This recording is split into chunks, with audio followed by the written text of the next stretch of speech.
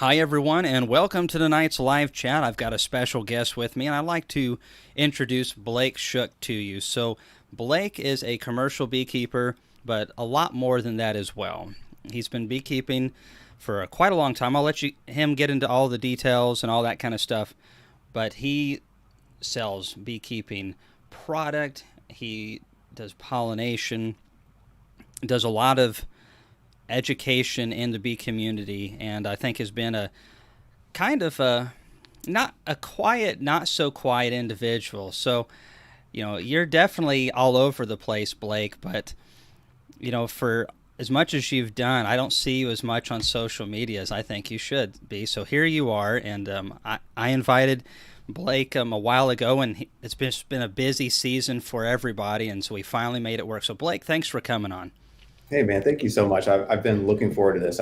We've been talking about this for months or a year or two, and it's been on my bucket list. So thank you. Oh, well, we talked about, I think, first at HAS in June, so it's almost been a year now. And I'll be honest, a decent portion of the reason I went up to HAS was to meet you and one or two other individuals.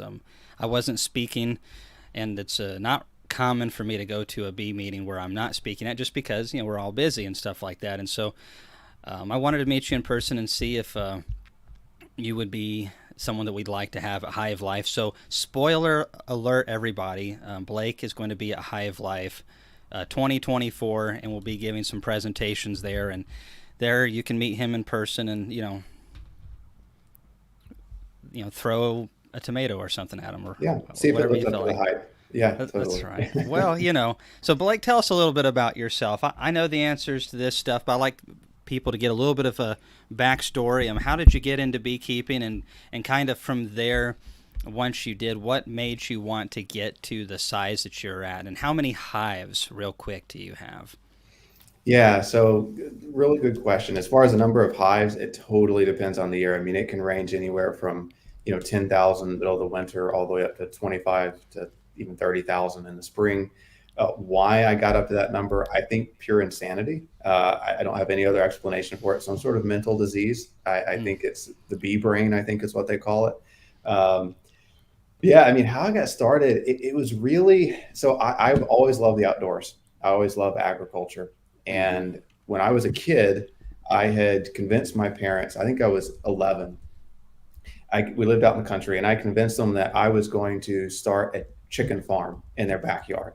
And I already had like 80 chickens, and which was a lot of chickens for an 11-year-old. And they saw this budding chicken farm in their backyard, and they're like, man, we got to get this kid on anything else other than chickens.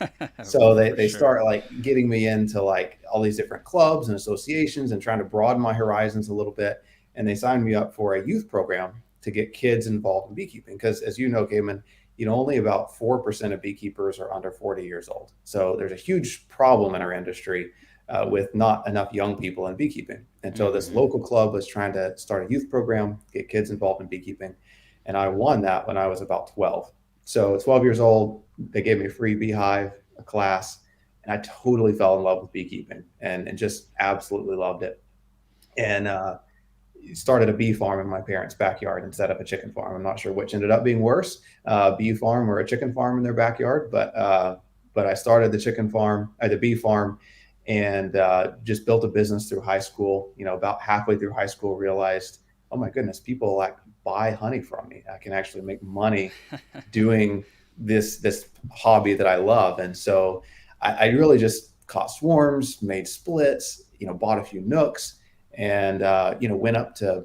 I live in Texas. I went up to Oklahoma and in this rundown shed and pulled out like 100 bee boxes this guy gave me for free and refurbished all of them uh, and by the time I graduated high school, pretty much went full time into beekeeping as a career and went from kind of a small scale beekeeper to a sideline beekeeper to a commercial migratory beekeeper.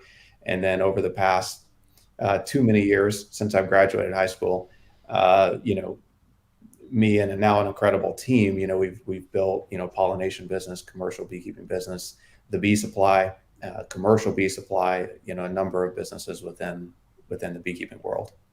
Yeah, and I absolutely love that, for a lot of reasons, because I didn't start at 12. I was 14 when I got into bees, and like you said, right now the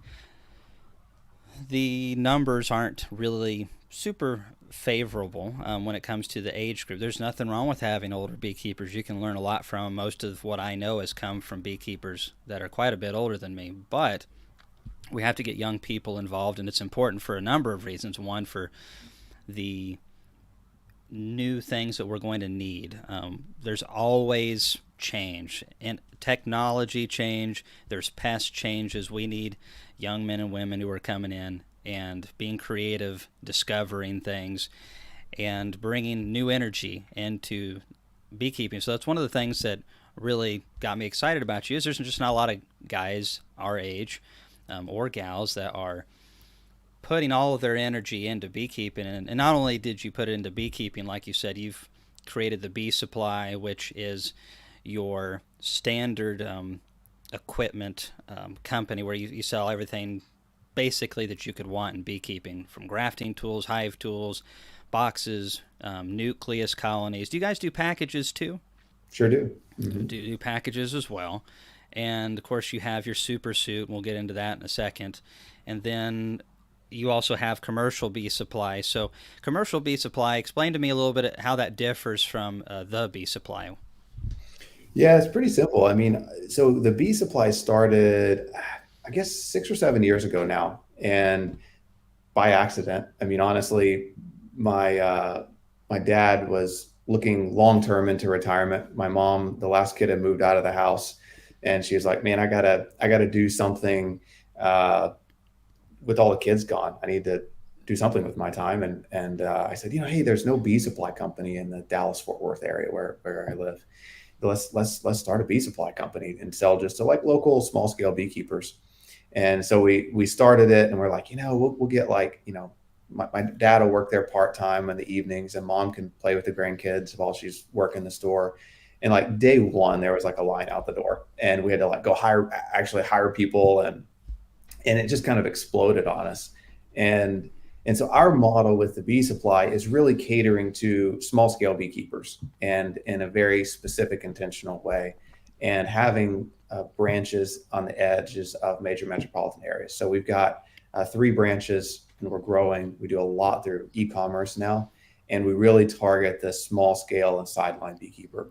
And we do a ton of education, a ton of resources for those small scale beekeepers, and we craft products specifically for them. Commercial bee supply is kind of the opposite in that it's geared just towards large sideline and commercial beekeepers, kind of the pro beekeeper. And so we sell truckload quantities of everything and bulk pricing, and everything a commercial beekeeper would need. Yeah, we were talking earlier before this, and you mentioned that you had nets for transporting bees around, and that's something that, let's remind me, and we'll talk about that in a little bit, because a lot of Sure. hobby beekeepers at some point are going to need to move a hive or two, or maybe a Mhm. bunch, and that's Right. that one can be really tricky. Bees can overheat, they can asphyxiate, there's a lot of different things that can happen to bees. And I'm sure you've been through a lot of those things, because that's just how Too you many learn. times. Yeah, too Yes. many times. Yes. I learned the hard way. And so T Beasy says 31, started first two hives this year. Absolutely love it. Well, thanks for coming on into our industry. 31 is what we need. Lots of young guys and gals. And there's a buddy of mine who's, I think he's 28, something like that, and he's in his third year. And he started off with a hive or two. Now he's up to 20. Produced a good bit of honey Wow. last year. He's been doing alcohol washes, making sure that the mites are where they need to be, treating appropriately. And now this year he's grafting queens, because he's just had several issues with his supplier on consistency. So he's decided to raise his own. So third year, and being pretty successful grafting queens. I was not doing that 3 years into beekeeping. Um, Yeah, I'm barely doing that 20 years in. It's I always tell people, don't like the price of queens, try raising them, and you'll never complain about the price of queens again. But it's a lot of work. it is, but I love it. I mean, I think it's awesome for people to try queen rearing because you learn so much about bees and beekeeping when you raise queens. I mean, it's so educational, And just like extracting your first jar of honey, there's nothing like seeing your very first queen hatch out and it turning into a successful hive. Such a rewarding feeling. Yeah, that's my favorite part. I like the honey too, but getting to raise queens and making those splits and seeing them take off and perform into the next year, that is my favorite part. Now, you mentioned education. That's one of the things that's how I found you again. So some of you maybe you've heard this story on one of my live chats. I brought up Blake in the past, and so I was reading through the American Bee Journal as a teenager, and I remember seeing this Blake Shook guy. And of course, you looked like you were about 8 years old in the picture. Probably was. no, Yeah. no, I think you were probably 17, 16, something like that, whatever you were. But you were running a decent bit of hives, and there was an article in there. I was thinking, man, this young guy down in Texas, he's got a lot more hives than I do. I tell you what, and I'm a competitive guy, so I'm like, this guy's my rival right here. So, and but then I never heard from you afterwards. I remember thinking several years later, I wonder if that guy's still into bees or not. And it was probably about a year and a half ago, somebody asked if I had what I thought of this live stream, and it was you with your educational material, and it was good. So that put me on the radar of what you were doing. And so for anybody who's not familiar with that, what type of educational stuff do you offer with the Bee Supply? Yeah. Well, nothing compares to Hive Life or what you're doing, Oh, but sure, sure. that'll be next year. We'll be competing there next year. Oh, Um, no, no. Yeah. So I mean, we've always done a ton of like in-person education, right? Like bee classes and advanced classes in person at all of our branches, and then COVID hit, and all of a sudden, all of our customers were online, and so we are like, great. Now we've got to like film stuff. And it was like, I think when COVID hit, it was like I hate being on the camera, or at least I used to. And that was my first time ever on camera. And so we just started filming like these how-to videos, like for our customers, really. And then that kind of morphed into a whole YouTube channel at the Bee Supply. And then we do a lot of how-to videos. But then the kind of the centerpiece of what we do is our monthly buzz, is what we call it, and it's the first Thursday night of every month. At it starts at 6:30 Central, mm-hmm. and we just spend an hour and a half talking about what you need to be doing in your bees on a super practical level that month.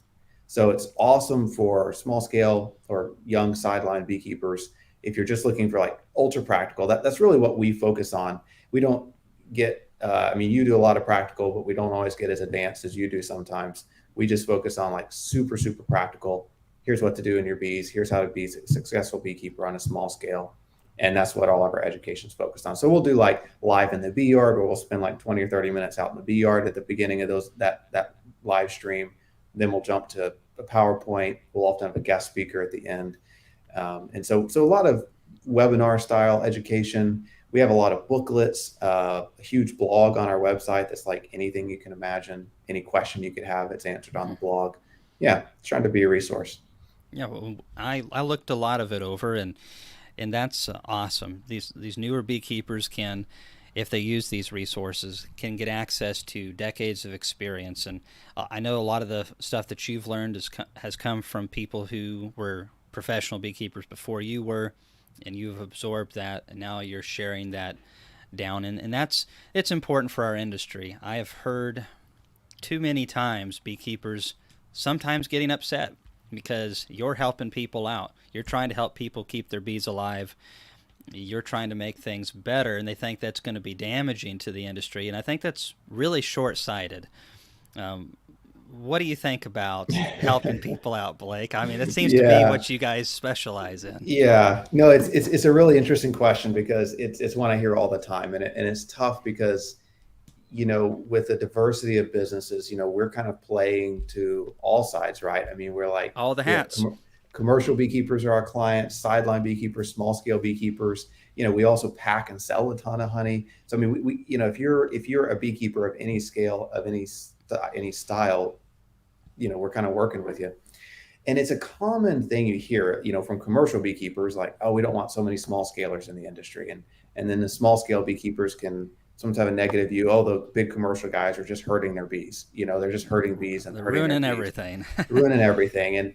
And I'd like to think, having been a small scale beekeeper with a couple hives in my backyard, and then been a sideline beekeeper, and now a commercial beekeeper, that I sort of see all sides of it. I get where people are coming from, but the industry is so powerful together as opposed to separated.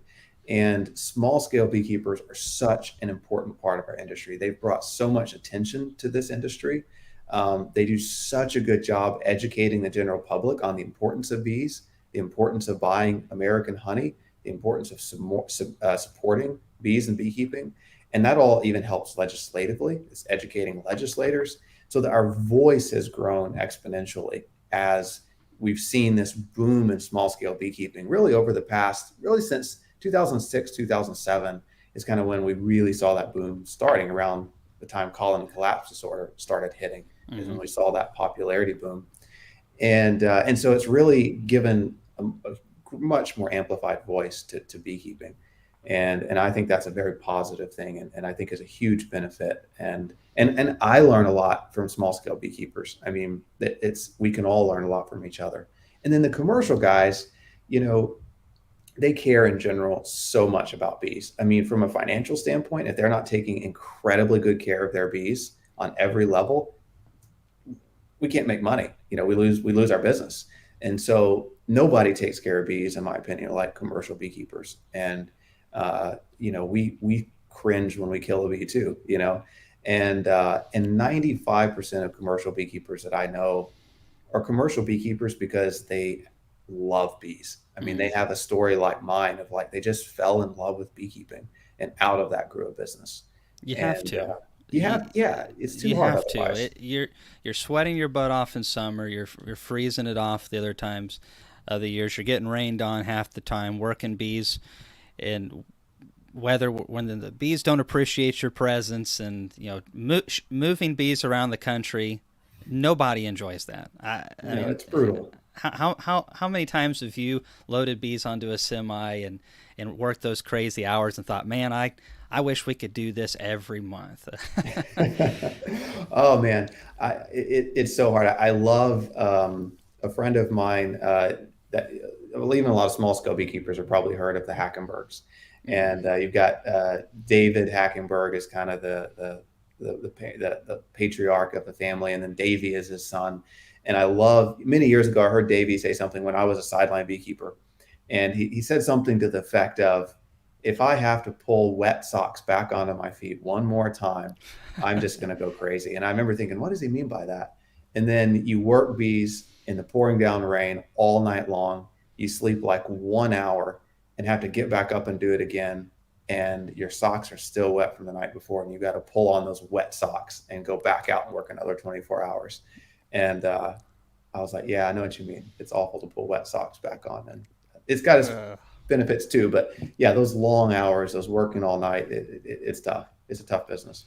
it is a tough business, and to the point that there are very few commercial guys that are in it to make big, just because they think they can make big money. There's a lot of ways to make a lot more money with a lot less work than commercial beekeeping. So I would, the problem is whenever they do these big videos with on Netflix or whatever program, they always focus on the weirdo or the It's couple good guys. TV.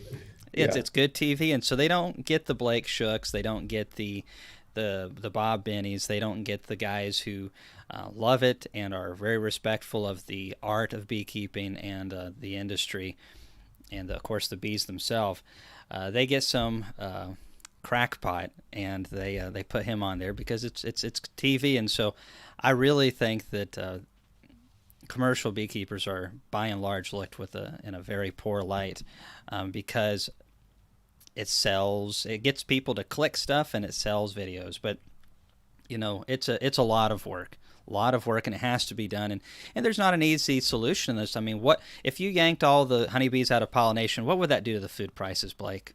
Oh, what food we had would be awfully expensive. And we hear the quote all the time, right? That without bees, humans wouldn't live more than 4 years. We go extinct in 4 years. And that's not really accurate because you've got like wheat and corn, you've got some essential staples that are wind pollinated.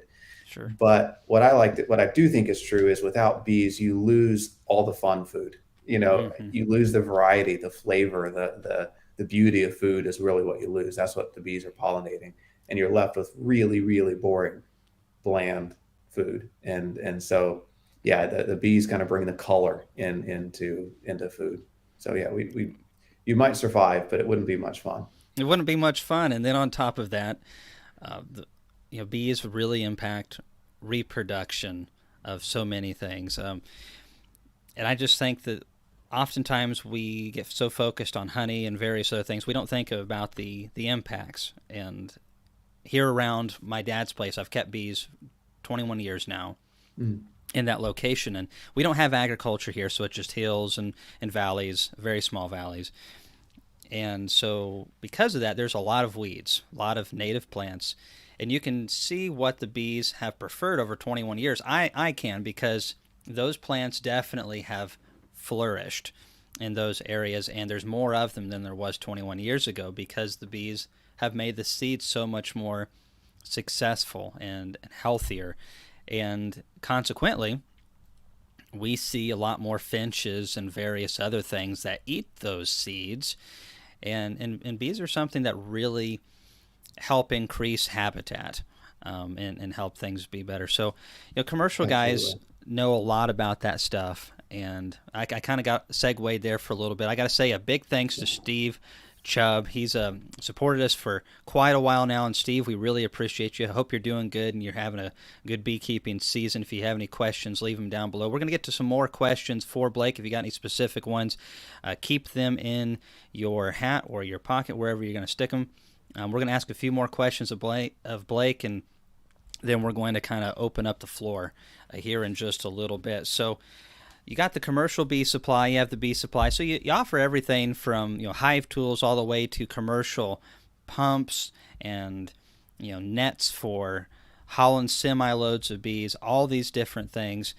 But you also have something that you designed primarily, I think, for your beekeepers, and that's the super suit bee suit. And that was something that Laura was saying, I think, I want to get another bee suit. The other one was getting old, and she just had a jacket, and the elastic was going out in it, and so she's like, I'd like to try something else, and this time a full suit, because there's certain times of the year that full suit is your best buddy.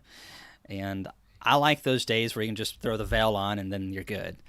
Not every day is like that. And No. so we got a super suit for Laurel first, and that's been awesome. And then I got one for myself afterwards. And so why did you design it the way that it is? And how many guys do you employ, if you don't mind my asking, for the roughly? Yeah. It's seasonal, right? Because we obviously peak in the spring and summer months when we're most intensely beekeeping. I mean, I guess across all the businesses, about 75 people. Now they're not all wearing bee suits. We've got Sure, sure. maybe 30 of those are routine bee suit wearers. Uh, but yeah, we really designed it for us. I mean, I designed it with me in mind. I was like, what do I want in a bee suit? Um, the kind of the backstory is the first time ever saw a ventilated bee suit, I was probably, I don't know, 16. Hmm. I'm sure you remember too, Cayman. I mean, when we were kids and getting into beekeeping, there was no such thing as like a triple layer ventilated, premium, amazing bee suit. I mean, we wore cotton coveralls, you know, Lots changed. Lots cotton changed. coveralls and a tie veil. And we would go out and work bees in the summer. And I was a decent sized sideline beekeeper at that point. And you're working bees middle of the night, moving bees, and every now and then a hive falls over, and back in the day when I was doing this on a sideline scale, I had a forklift. And so we would stack these pallets of bees up, you know, we'd have like 16 hives in a stack on these pallets.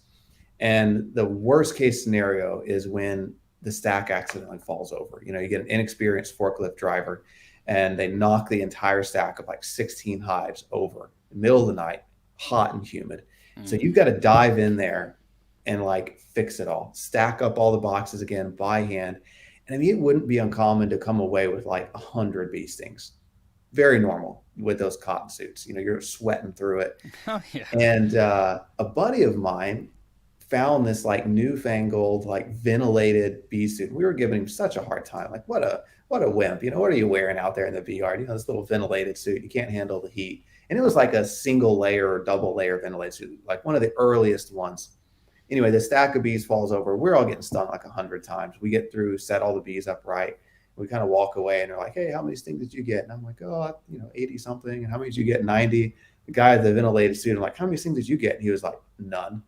Like we overnighted the entire crew ventilated bee suits the next day. And we never went back because they were so bee proof. And so what we did is kind of starting way back then, said, okay, how can we make this better? And so every year, for the past 7 or 8 years, we get all these ventilated suits, we give them to our crews, we figure out, okay, let's lengthen the wrist a little bit, let's add Velcro here, let's take Velcro away here, let's add a support here. And we just kind of refined it with our crews for several years. And we still are. I mean, every year we tweak something. But it's to the point now where it's almost exactly where we want it. We think it's the most bee proof, toughest bee suit on the market, just from those years of honing it. And so anyway, that's Yeah. more backstory than you were looking for. No, no, it's But perfectly fine. it's I love the tidbit about the cotton suits because, yeah, I mean, it's amazing how much the industry has changed in the last 20 years. it is. It's incredible. And in some ways, it's really good, and in some ways, it's a little sad. But I suppose that's just change in general that usually makes you feel that way. But, when I got into it and you were into it, I mean, it's Walter T. Kelly. Hmm. Man Lake was very few people knew about Man Lake at the Yeah. time, Yeah. and Very small company. a very small company. I didn't even know who they were until I was probably 8 years into beekeeping, and it was always just whispers. Nobody bought from in this region because you had Walter T. Kelly up in Kentucky. So Hmm. why would you? Hmm.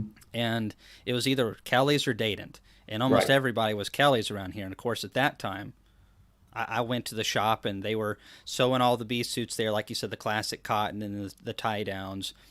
Some of them had the zippers, and they made the gloves there. And there's these old uh, machines that they had in there that Walter T. Kelly designed himself, making the wax. And some of them are still there, but used to all the metal shop, everything was there, and Hmm. it's kind of Yeah. actually. And some people are going to be like, "Well, Cayman, you're just really trying to plug Blake here," but this is true. That one of the things that excites me the most about your company is the fact that it's run by beekeepers first, and then the product second. And there's so many companies in our industry that are ran, and they're not necessarily bad companies, but there's so many times I've seen where they produce products, and I know fairly well because I have an apartment full of stuff that I like. Every 2 days somebody sends me a product to test out. Most of it never sees the light of day on our YouTube because the products are not thought out, because the person designing them is not a beekeeper, really.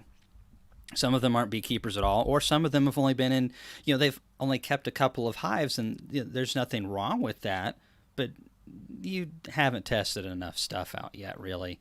And so, what I like about the Super Suit and a lot of the other products is you can definitely see where it was designed by a beekeeper to be used by a beekeeper. And the Super Suit, we will work 10 hours, sometimes 12 or more hours in those super suits. I've never been stung through one yet.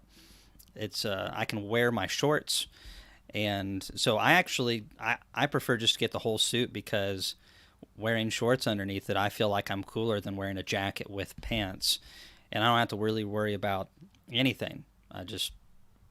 It's like you're in a tank, and Right. and Yeah. so I don't have to worry about anything at all. And so the mesh is a lot thicker on the outside, which is something that's often overlooked because that outer mesh is going to take all the initial abuse. If you snag it on a nail, if you do anything, that outer mesh is going to take the abuse. And you know, most hobby beekeepers are not going to put as many hours as I've put in this suit in a year for probably 7 to 8 years.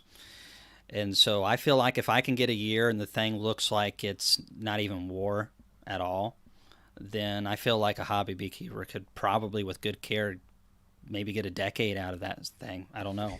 Yeah, it's probably a bad business model on our part to make something that lasts that long. But yeah, I agree. I mean, I think you could get it and not need another bee suit for 10 years. And that was kind of the gauge for me because I've tried in our crews, we've tried every bee suit on the market. And commercially, we're in them like we live in those things. And I mean, it's I don't know how many hours we probably put, 2,000 hours, a year onto those bee suits. And I never had one that could last me more than a year, ever, not any style. And we finally got this one to where it lasts us about 2 years, 18 months to 2 years, putting 2,000 plus hours on it a year. Mm-hmm. And and It's a lot. so yeah, I was pretty happy with that. Yeah, but again, still making changes every year. We tweak it because Still, yeah, always something new to learn. Always something new. But that was the first product of yours that I ever tried out, and so that was pretty exciting to see because I want something that's going to last. And whenever we do a product review, we want I think it makes us look bad if we ever do a product review and then people get it and go, man, this is kind of a piece of crap. And yep, we have had products that we have helped the companies sell 500, 1,000 units, hundreds of units, and which is cool, but it's also scary at the same time. So we really try to vet everything very thoroughly ourselves, and that's why I get some people that companies that get a little ticked off. They're like, "Hey, man, it's you've had it for a month.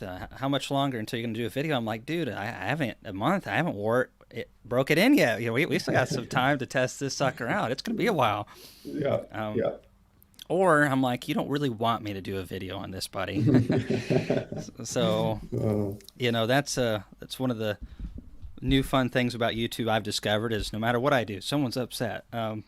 So yeah, I get that. you mentioned earlier about moving bees and the fun in that. So we have primarily hobby beekeepers and sideliners and guys who are aspiring to maybe be professionals. And most of them on the small scale, but no matter what size you are, at some point you got to move a beehive.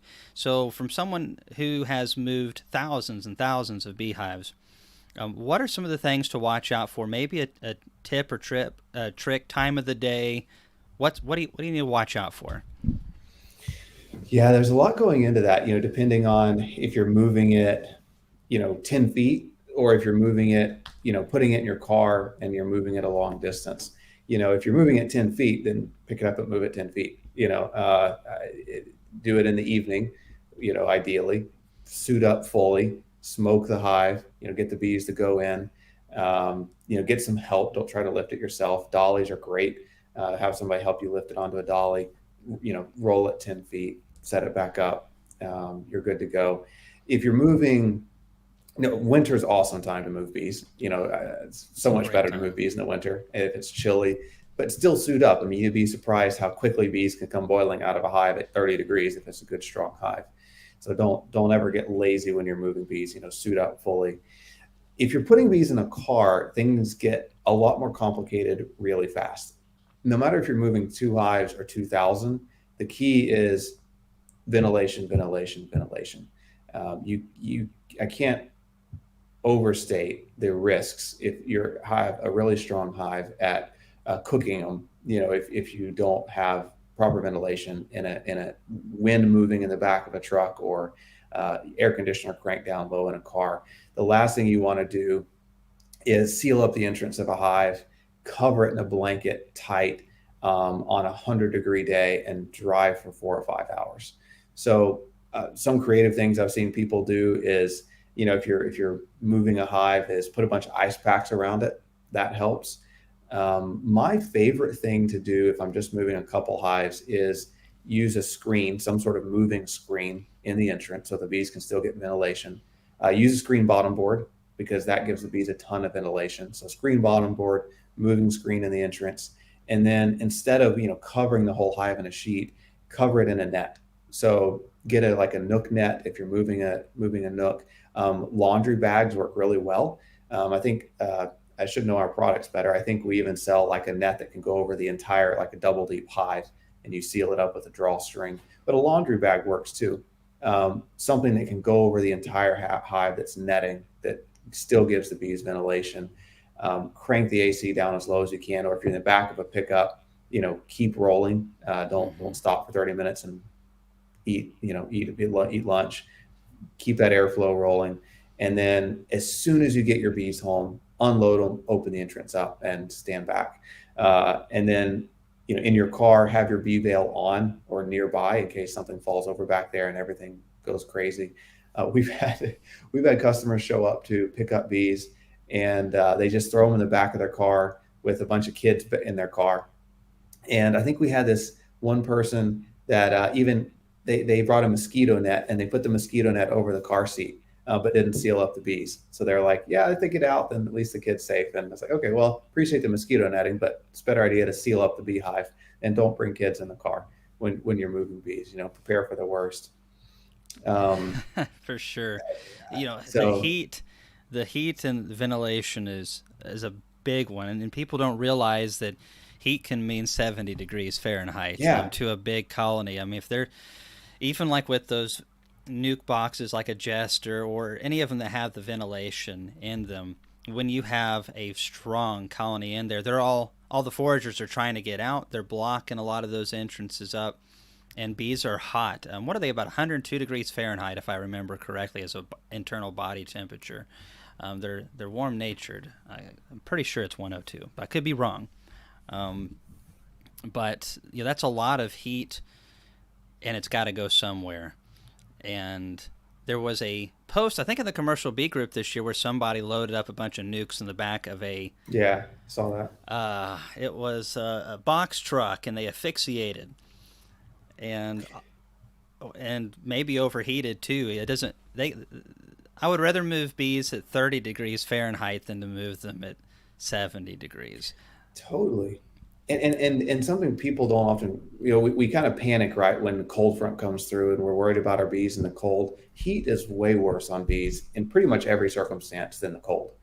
Bees can tolerate the cold often better than they can the heat throughout the winter for moving bees, etc. And then, I mean, you made a great point. If you've got a lot of nooks, 30, 40, 50 nooks in a sealed up environment, not only can they overheat, but then uh, they can also, if they asphyxiate, they can run out of oxygen, because they're consuming oxygen, emitting CO2. And so you do have to have ventilation. If I'm moving a lot of bees, I would rather it be in like a cattle trailer, or something with a lot of ventilation. The airflow is so important. Even, sometimes when we're delivering large quantities of bees, like we sell a lot of nooks and packages across the country, and we have like a refrigerated box truck. We'll put them in there, and that keeps it cool. But we still have to provide some ventilation so that the airflow is refreshed. So yeah, keep ventilation in mind, keep airflow in mind, and just check the bees. If they're going crazy, roaring, if you're hearing this roaring sound, that means they're getting too hot. And you need to give them extra ventilation, get the temperature down.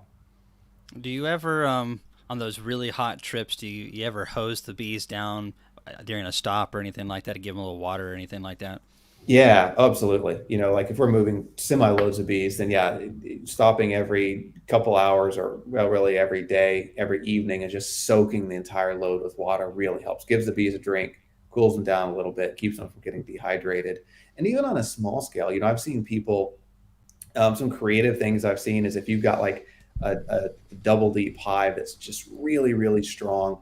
I've seen folks, get a bag of ice and dump a bunch of ice between the outer cover and the inner cover, and then put the lid back on, put it in the net, and that ice just kind of, it's not directly on the hive, but it's between the inner and outer cover, and it just kind of melts and drips down through the hive.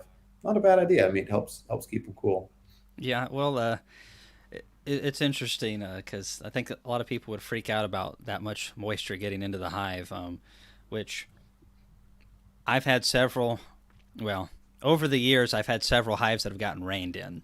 And there's always that one hive you forget to put the lid on. And you come back 2 weeks later, a week later, whatever it is, and you've had two thunderstorms and all that stuff, you come back, and of course the bees are a little ill. They're not too super thrilled about all that extra exposure to the elements, but if they're a good set of bees, unless it's winter time, and sometimes even in winter time, they're just fine. It's hard to tough, good, healthy bees can really withstand a lot. Sometimes it's really impressive what you end up seeing. And real quick, I'd like to say a big thank you yet again to Steinthal Valley Honey. I appreciate you all very much. Thanks for your donation and for helping us keep these type of conversations going and making folks more aware. We got some questions we'll be getting to here shortly. A few more things from Blake, and then we're just going to kind of start shooting from the hip. I want to say thanks to Paul Martins.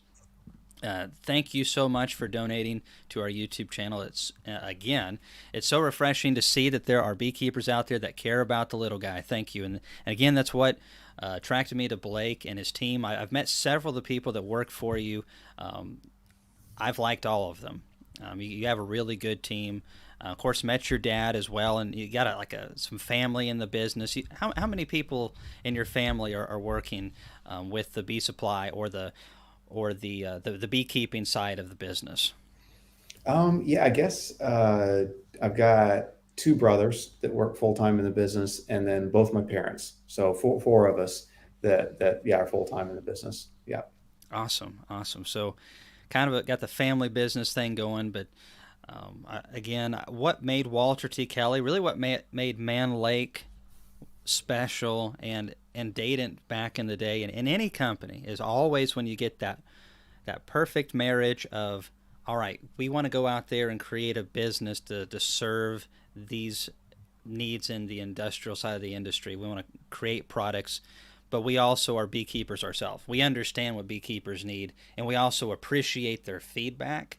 And unfortunately, some of the bigger companies have no experience with the bee side of things, and unfortunately some of them have no desire for the feedback either, which is a mistake, because if you don't understand about the bee side, you definitely need to be getting some feedback and in a hurry. So, Absolutely. my hope for you, and I think you're probably already going to do this whether it's my hope or not, is I want you to go out there and I want you to make these guys sweat a little bit, Blake. I want you, a little competition's healthy, and making some of the competitors sweat a little bit. It never hurts. It's good for all of us. Accountability is always very good. And so, moving from that side of things, I've got one or two more questions.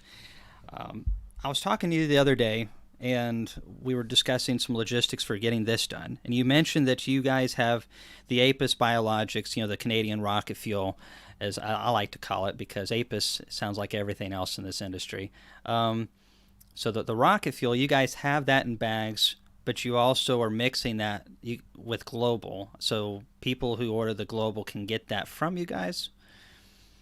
Yeah. So pollen patties. I love talking about pollen patties. It's going to totally bug me if I don't jump back to the ice on the hive thing Okay, and okay. and say, Go ahead, go and ahead. I'll wake up at midnight tonight going, oh, why didn't I clarify that? I would only do that in the dead of summer. I would never want that moisture on my hives in the winter or the early spring or the fall. I would only do the ice thing dead of summer, and some moisture in your hive in that heat of the summer isn't going to hurt them if it's a really strong hive. I would never do that like on a weak hive, a nook, or any time other than the heat of summer. So okay, all right, now Yeah. I can move on now. That's good. That's good. Yeah. Yeah, so the pollen patties, pollen patties are just to me a fascinating topic to start with. I mean, it's a controversial topic in a way because I think everyone's always debating, do we need it? Is it helping? Is it not? We could probably talk all night on pollen patties. Mm-hmm. I'm of the opinion that pollen patties in general, for a small scale beekeeper, for a commercial beekeeper, doesn't matter. Pollen patties are insurance. Some years your bees would be perfectly fine without pollen patties. There's great, some years there's a great summer and fall pollen flow. The bees are bringing in all the nutrients they need to successfully rear winter bees. As I'm sure most of your listeners know, bees are raised two different kinds of bees, right? They raise summer bees, and they don't put quite the nutritional oomph, to use the scientific term, into summer bees that they do winter bees. The bees that they're raising to survive the winter, they put a lot more nutritionally into those bees because they have to live for 6 months to survive the winter versus summer bees only living 6 weeks. They work themselves to death. And so it's so important that as you go into the late summer and into the early fall and into the early winter, that the bees have all the nutrients that they need to successfully raise those fall or those winter bees. If they don't have the nutrients they need in the late summer, which is often the case in dry areas that often don't have the nutrients they need, then those winter bees that they raise aren't going to survive the entire winter, and your hive's going to crash um, going into the following year. So to me, what pollen patties do is they guarantee that your bees have all the nutrients that they need for those years where they're not able to bring it in properly because it's a hot, dry year, because that certain flower didn't bloom that has that really good nutrition in their pollen. Hmm. And you don't know ahead of time what year is what. You don't know if it's one of those years. So it's a cheap insurance to guarantee your hive is healthy going into winter. So the Apis biologics, yeah, the rocket fuel, I'm a big fan of. For from a commercial beekeeper to a sideline beekeeper, all the way to a small scale beekeeper, when you mix it with a global pollen patty, which I feel like is the best pollen patty on the market right now, it's further guaranteeing that your bees have all the nutrients that they need to successfully rear those winter bees, and kind of act as insurance against a bad nutritional year. So we've kind of taken the global patties, we've mixed the rocket fuel with it. We also sell it mixed with complete bee and Nosivit to help with the bee's gut, help with nosema, help with chalk brood, help with European foul brood, and really make sure you've got a clean, healthy bee going into winter. So we've got those available now on our commercialbeesupply.com. They're up there now if you want to kind of dig into them. We'll be launching them through the Bee Supply on that website in the next month or so. It's a little early for pollen patties just yet. I mean, most people start putting them on kind of late summer. Hmm. So we'll be launching those in the next month or so on the Bee Supply. I gotcha. So then, just to reinforce your point, there's a lot of different treatments out there and various things, but if you have good healthy bees with a good immune system, that's the first line of defense. And Yeah. so the nutrition is vital to that. If I'm going to take the time to throw a patty in or anything like that, might as well make it a good one. And for us, like my wife and I, for us, it is insurance. Our fall flow is really 50-50 on if we're going to get good, diverse, healthy pollen. Some year it's just so dry, we don't get very healthy pollens or very much. Some years it just doesn't perform good. Some years it performs great.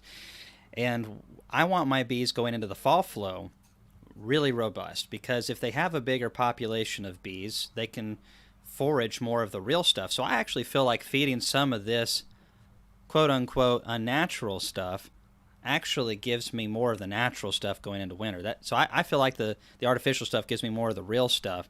My bees look better. I don't need somebody to do some research and tell me if this works or not. We've done it long enough to know that, especially in poor years, it makes a big difference. And in some years where things are really ideal, well, it doesn't do so much. But you can't beat the real stuff. But if you don't have the real stuff, this is the next best thing. So, Yeah. a Hive Life, we had those this year, and um, I'm a big fan of nutrition first. You got to have good nutrition. So, Yeah. um, And a lot of people, I mean, probably most of your listeners do know this because you've got the smartest listeners in all of country, and that's probably not it's probably not an exaggeration. Your listeners, from what I've seen, are super well educated. But if you're new to beekeeping, you may not realize that just because bees are bringing pollen into hives doesn't mean that that pollen has a great nutritional profile. You can have pollens with a very, very poor nutritional profile. Thus, you might still need to give them supplements. Um, so yeah, just because you see pollen in the late summer, early fall doesn't mean that they don't need some supplements as well. Um, how much pollen substitute do you feed in general? Is in the late summer, fall months, is it like a pound a hive? 10 pounds a hive, how much are you usually feeding? So our dearth hits mid-June, and from there, we typically have pretty decent stores of bee bread. We have really nice pollen diversity in March, April, and most of May. Once we start getting towards the end of May, you can definitely see the diversities starting to slim down to one or two pollen types. And so once we start getting especially into July and August, that's when I feed the most pollen patties. July, August, and a little bit in September. I really don't go into October. Our bees are really starting to shut down a little bit. I feel like typically by then I'm wanting them to shut down. I want my bees, I'm running mostly carnies now. So I want my bees to be shut down in November. Oxalic acid, nuke the fire out of the mites. And that's one of the benefits I have over somebody like you is I don't have to worry about getting my bees ready for almonds or anything like that. So if they shut down early, I can treat them. That's great. So typically every other week in July, August, and September. Now we'll Nice. stop in late August and September if the stars align and we get that great fall flow, and we're like, oh man, this is nice. So we'll stop there, but we feed more than we probably should sometimes. And if it's a strong double deep colony, I have no issues with throwing a pound on there at a time. Especially the global because it's softer, they eat it Hmm. very quickly. And we have the time to be able to slice it up too. I get more surface area. My lids have the shims to raise it up if it's a single.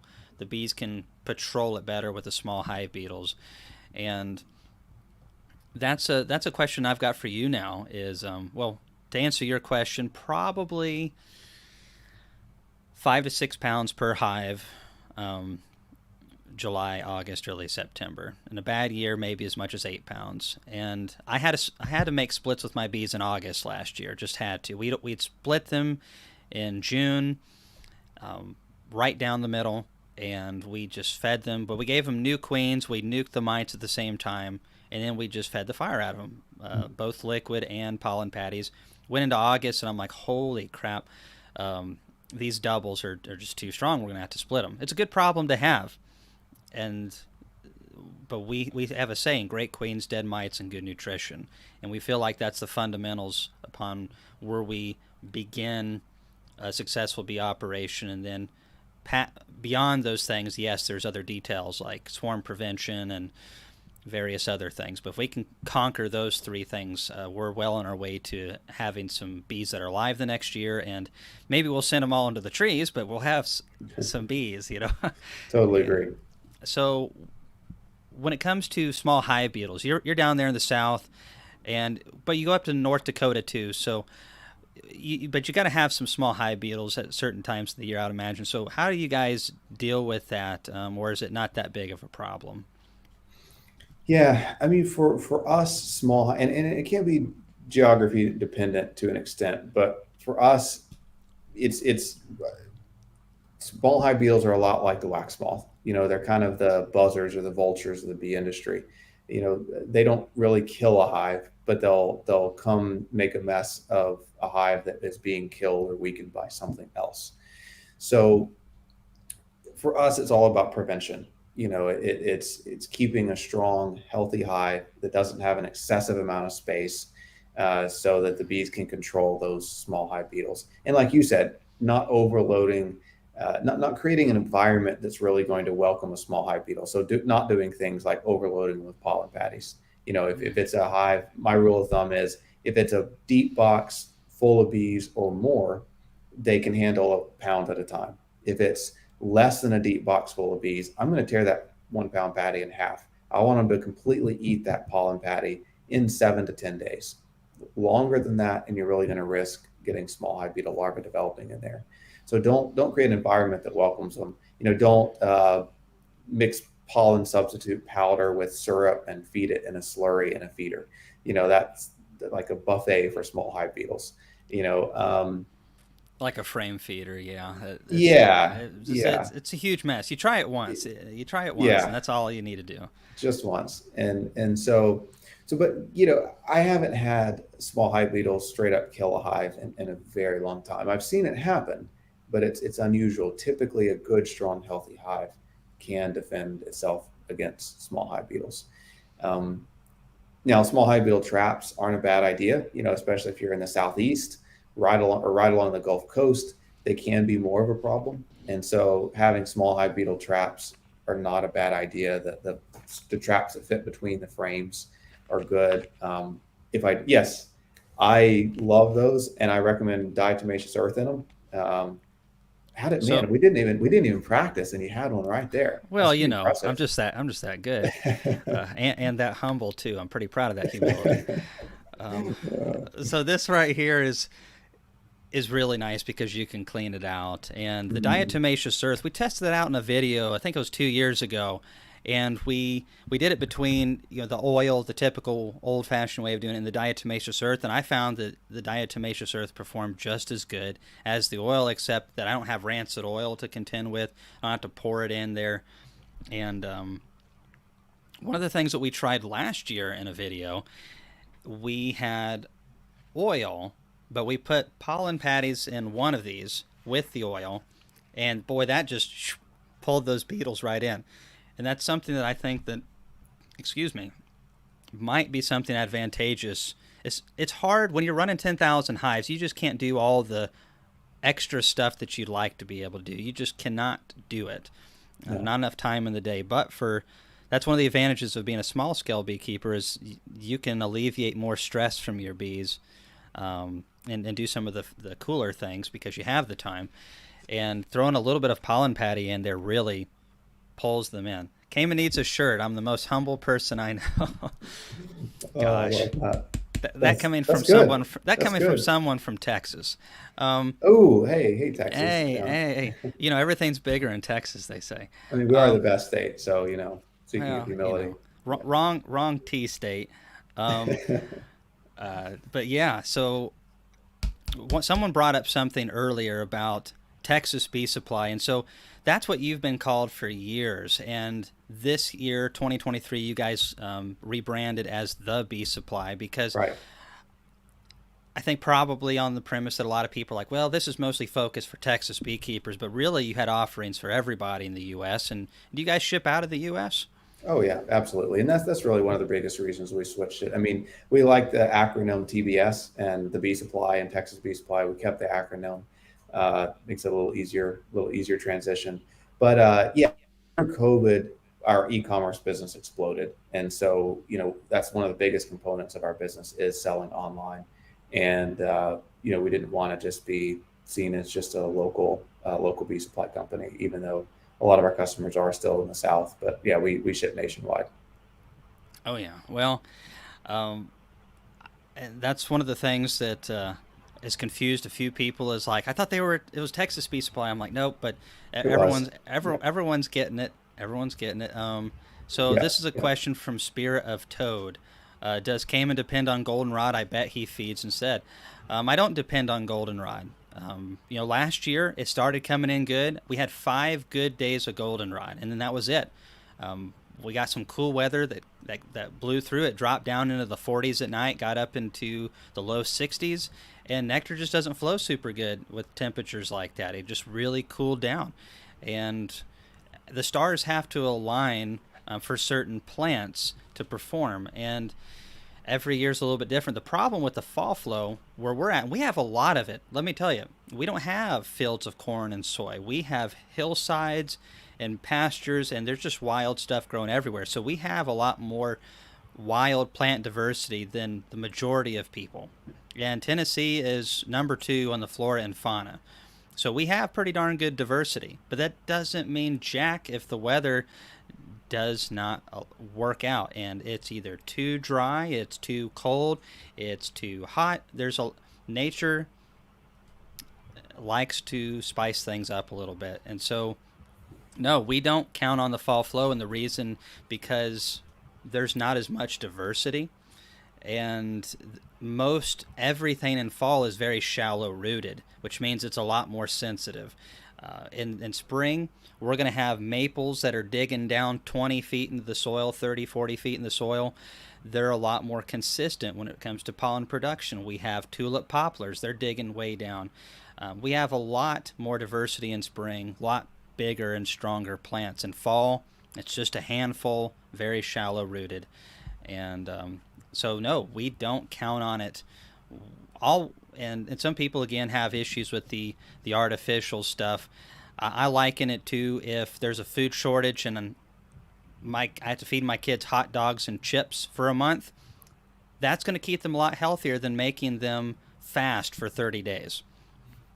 I'm going to Yeah. feed them that stuff. I'm not a huge proponent of eating a hot dog and chips for every meal for a month, but you can bet you it'd be a heck of a lot better for my kids than nothing. And in a lot of regions, and I'm kind of going on a segue here, but Blake, you probably know this better than a lot because part of your operation is in desert creek honey. So I imagine you are in some areas where you have dearth periods of a decent length of time. I know you move your bees sometimes to other places in the country, but I mean, talk a little bit about a dearth period and kind of what that does to the bees if it's a long time and what that does to the beekeeping operation. Yeah, I mean, the most dangerous thing for a beekeeping operation or for bees is a dearth. I mean, that's when the bees are really wanting and trying to shut down, and that's when we really see issues crop up. I was going to say one real quick tip I often have for people that because I have we have a lot of customers too that want to do beekeeping as naturally as they possibly Sure. can, and I'm all for that. I mean, I think that the closer to nature that we can get, the better. Mm-hmm. But with the pollen substitute, et cetera, I always recommend people do an experiment. Take half of your bees in your bee yard, even if it's just 4 or 5 hives. Give half of them pollen substitute during the summer and fall, and don't do it to the other half, and just see what happens. And the same with Apis biologics, or the same with Complete, or any of those things. Trial it out on half your bees to see how it works. Um, with dearths, yeah, I mean, we work incredibly hard during the summer and fall, especially to avoid dearths. I mean, that's why in Texas, when it's 100 degrees in July, all the flowers are dying or dead. We pick up our bees and we move them up to the Midwest where spring is just starting, and the flowers are just starting to bloom, and it's 75 degrees. So you And cheat. we cheat, and it's amazing what it does for the bees. I mean, the bees in Texas are starting to shut down. Double deeps are going to like start shrinking down to 4 or 5 frames of brood, and they're starting to kind of collapse in on themselves. And you get them up there to North Dakota, and it's like spring again, and they explode, and they survive so much better, avoiding those dearths. Um, so yeah, avoiding those dearths is super helpful. And if you aren't able to avoid it, supplementing with Apis biologics, with patties, with syrup can really help keep them rolling. And Mm-hmm. I've, That's a good way to put it. You can't beat the real stuff. I mean, and no, people no, argue, moving your bees around the country, it's so stressful. But yeah, when you take those bees from a location that has 60 to 90 days of a dearth period in a hot, stressful time of the year where the bees are literally using their bodies and their lives to just truck water in, fan the hive, try to keep the temperature cool. They're burning through honey, burning through their lifespan. Oh, by the way, during the summer period, pests like yellow jackets, robber flies, assassin bugs, anything that want to eat a bee, their populations are at the highest point of the year, and they're eating your bees, and varroa mites too, and all these other pressures. And then your bees have less nutrition and are working hard. Yeah, I mean, if you think about it from that standpoint, the stress of trucking your bees up to the Dakotas or wherever, Wisconsin, and going somewhere to just let your bees feed on whatever nature has, uh, that would be nice. I kind of would yeah, like to do that. I visited Florida this year in January. I don't know if you know of Chris Werner, but he raises queens down there, and they go down there for the winter months and then raise queens, and then at some point, I think April or something like that, they move them to Wisconsin, mm-hmm. and uh, and then do it up there, and then they take them back down, and it's really interesting. Nice family business. I really like Chris Werner. He was at the conference this last year. Really nice guy. Yeah, Um, absolutely. Yeah, totally. And I think, as a small scale beekeeper, you don't have to maintain these massive hives. It's okay. In nature, bees naturally expand up, before the honey flow. They get really big, and then when the honey flow ends, they start shrinking because they don't need that field force. mhm. And it's okay for them to shrink back down over the summer, and then hopefully they're going to expand again going into fall on the fall forage, and have a boost in bee population going into winter. So I mean that expansion and contraction is normal, and that's okay. And I'm not trying to push people to artificially keep your bees massive. Hmm. Um, but if you let nutrition get out of control, then they're going to they can get to a point of no return. And so I'm not advocating that just try to keep these massive bees like we do commercially. There's no need for that on a small scale. But like you were talking about, one thing I advocate a lot is what I call trickle feeding, and that's just giving them small amounts of pollen substitute, small amounts of sugar water through the summer dearth and into the fall to make sure that they've got the nutrients they need to stay a viable hive. And that's one of the best ways to keep them healthy going through the summer. And of course, varroa mites are incredibly important. I mean, I like your queens, varroa, and nutrition. Keep those things rolling, and you're going to be in good shape. And that's struggling for many, many years, because I didn't know the important things. Some people get a little frustrated with me, and I understand. But for the new beekeepers, I really try to hammer the great queen's dead mites and good nutrition, because overkilling it is better than underkilling it. And I would rather someone, try a little bit too hard when it comes to varroa. Oops, they accidentally treated 10% harder than they should have. Oh, that's not going to hurt the bees. Right. Right. If you know, I want people to be successful, and oftentimes I feel like people are about 15 to 20% of the work away from having really good success. Whether their success is a hobby with 3 hives and they want to produce 5 to 10 gallons of honey for themselves. Whether that's being a small sideline beekeeper and selling at your local stores, or whether that's turning it into a business. But in order to do that, you've got to make sure that your bees are really healthy.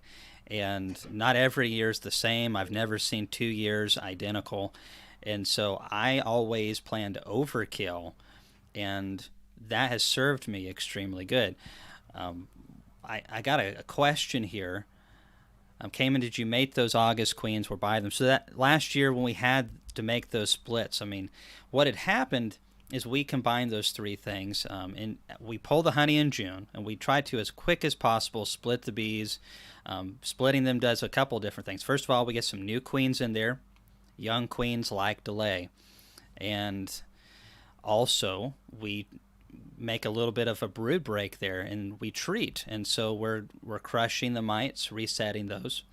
And see, where Blake's having to truck his bees and all this kind of stuff, I can focus on other things because I'm not doing things quite the same way. But also, I'm not making quite as much money either, or bees and It's things probably like that. debatable. Debatable. Well, we'll debate that on the next one. But as far as that goes, so we get the new queens in there, we crush the mite soul, and then I just start feeding.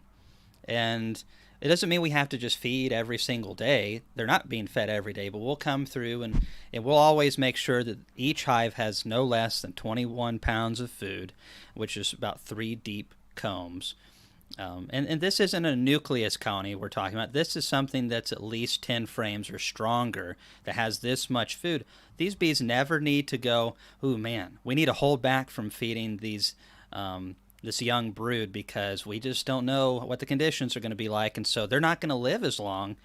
And the problem is if you don't take care of varroa and you don't have your nutrition, and then you have a queen that's not laying super good because she's older, that's a bad situation to be in. It's really bad. A lot of new beekeepers definitely don't requeen as much as I do, and I understand why. They're definitely not making as much splits as I do, and they're not focused as much on these things. But I had someone get upset with me today and said, Cayman, you cannot, this industry cannot sustain itself with 30% a year loss. Um, and I said, fiddlesticks and a few other things. I said horse nuggets. I think that's what I responded back. Because throughout the year, we lose several bees. It's just part of it, but we can triple our operation easily in a year with a lot of work.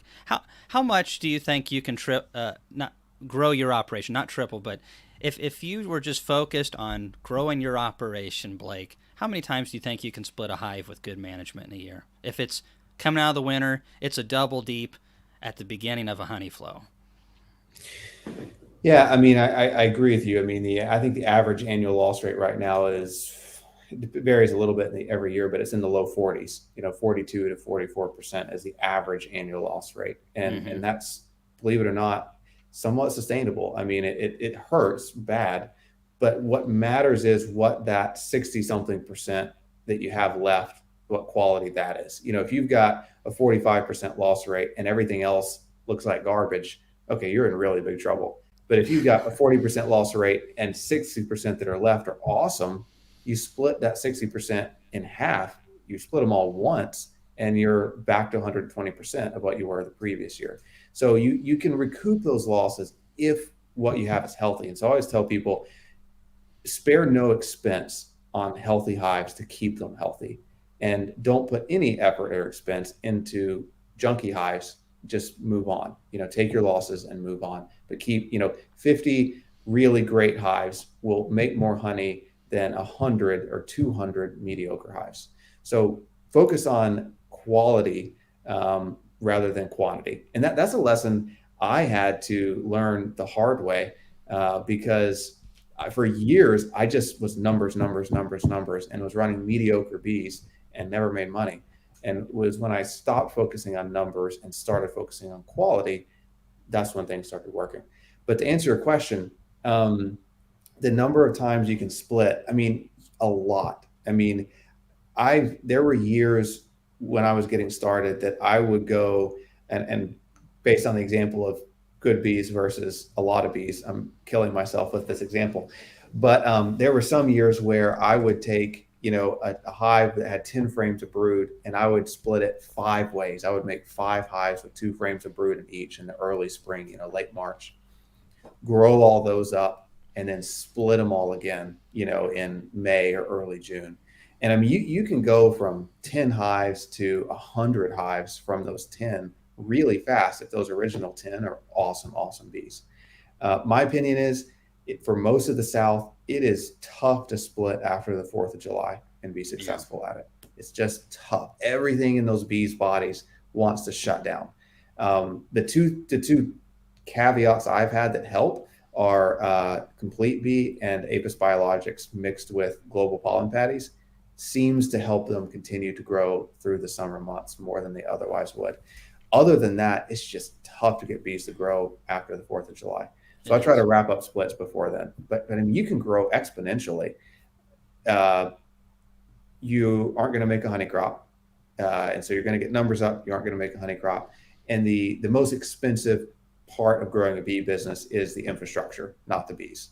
It's the forklifts, the trucks, the extraction facility, the supers, the labor. That's the hard and expensive part, not the bees. Yeah, a good answer right there, and a lot of good details behind it. And one of the people says, "Are you happy with 30%?" Heck no, um, No, I hate it. no. But at the same time, uh, got to be fairly realistic with things. And it's not that people can't be more successful than that. There are beekeepers, especially the more that you keep a smaller operation, that you can really overkill. You can baby it. Like Blake said, you focus on your champs and not your wimps, and that's a hard lesson to learn there. At least I had a hard time with it, because you always want to fix these weak colonies and see if you can fix them. And part of it's just learning too. You're figuring things out, what you can get away with and what you can't. But when you're running it as a business, time is precious, and you've got to focus on those winners and not the losers. And you're going to lose some bees. I mean, no matter who I've talked to, whether it's the great Blake Shuck, or if it's Bob Benny, or if it's Michael Palmer, Randy Oliver, any of these guys, lots of experience, you're going to lose bees. It's agriculture. You're going to lose chickens if you get into chickens. I mean, Blake used to do chickens. I used to do chickens. Chickens like to die. Um, they like to live too when the conditions are right, but a lot. I mean, hey, I love to eat chicken, and so does everything else out in the woods too. And so they're trying to get into those pens, dogs, everything, coyotes, and you're gonna losses are part of agriculture. So And if I could chime in, yeah, you go ahead. mentioned Randy, and one thing that I really appreciate that Randy often says and teaches is that if you, the good beekeepers are going to be losing bees. If because you are picking the best, most viable hives in your operation, and you're focusing on those, and you're moving on from the little weak dinks, and you're focusing on your best bees, and you're taking your losses, and that improves the gene pool too. I mean, you're improving the gene pool as you focus on those survivors that are doing well. That's not to say that I do think there is a place for trying to save bees, and there as you become a more experienced beekeeper, you understand based on the season, based on the conditions, based on what a hive looks like. Sometimes a hive just needs a frame of brood, and they just need a push, and then they'll be good to go. So it's a bit of an art, learning when to move on from a hive versus, when to try to fix it. But once you understand that, it's fine to, it's fine to take your losses or try to build them up. It is, and it depends on what your losses are too. Some of our what I call losses are just queen issues. We sometimes Mm-hmm. we lose a swarm and they don't come back with the queen, and by the time we get back to them, the bees are getting pretty old. We'll drop in a queen cell, and some as many times as not, a new queen comes back and she fixes the colony, and getting a nice young queen in there to take off will just boom, there you go. That works really good in April and May and June and early July. But once you start getting into August and September, it's really too late for that. Your percentages of success start going way down, even if the queen does come back. But then what if she doesn't come back? There's a lot of queen issues, and they've always been there. And there's a lot of variables with location too, and how long your season is. Some of the people watching this video, you have a super long winter. You don't really have months of 100-degree days where there's no pollen coming in, there's no nectar coming in. The bees are robbing are trying to rob each other, and there's a lot of stress for many months. And so we all have different conditions, and there are guys that I know who live in areas that get another month or two of flow a year than I do, and it's a lot easier to keep bees alive in those locations. But so there's a lot of variables to all of this. One of the things that was said earlier, and I'm going to scroll back up and find it, and I apologize, I have not gotten back to this. Scroll, scroll, scroll. Is Steve Amos. Thanks again, Steve, for coming on and supporting us. Hi from the Dearth in North Carolina. We'll be picking up wax very soon from my mentor. Any advice on what not to do? So, any advice on what not to do? Blake, we're getting a little interference. Is that on your end? I don't. I can't hear it. You can't hear it. It sounds Um, like we're almost like I've got a train station. Just I don't know. hmm. Anyways, maybe it's just on my end because it wasn't there, but just a second ago. But anyhow, we'll Yeah, keep if you need going. me to restart something or pull the earbuds out and see if that helps, I can. It's not that bad. So asking, kind of what could help you out, Steve.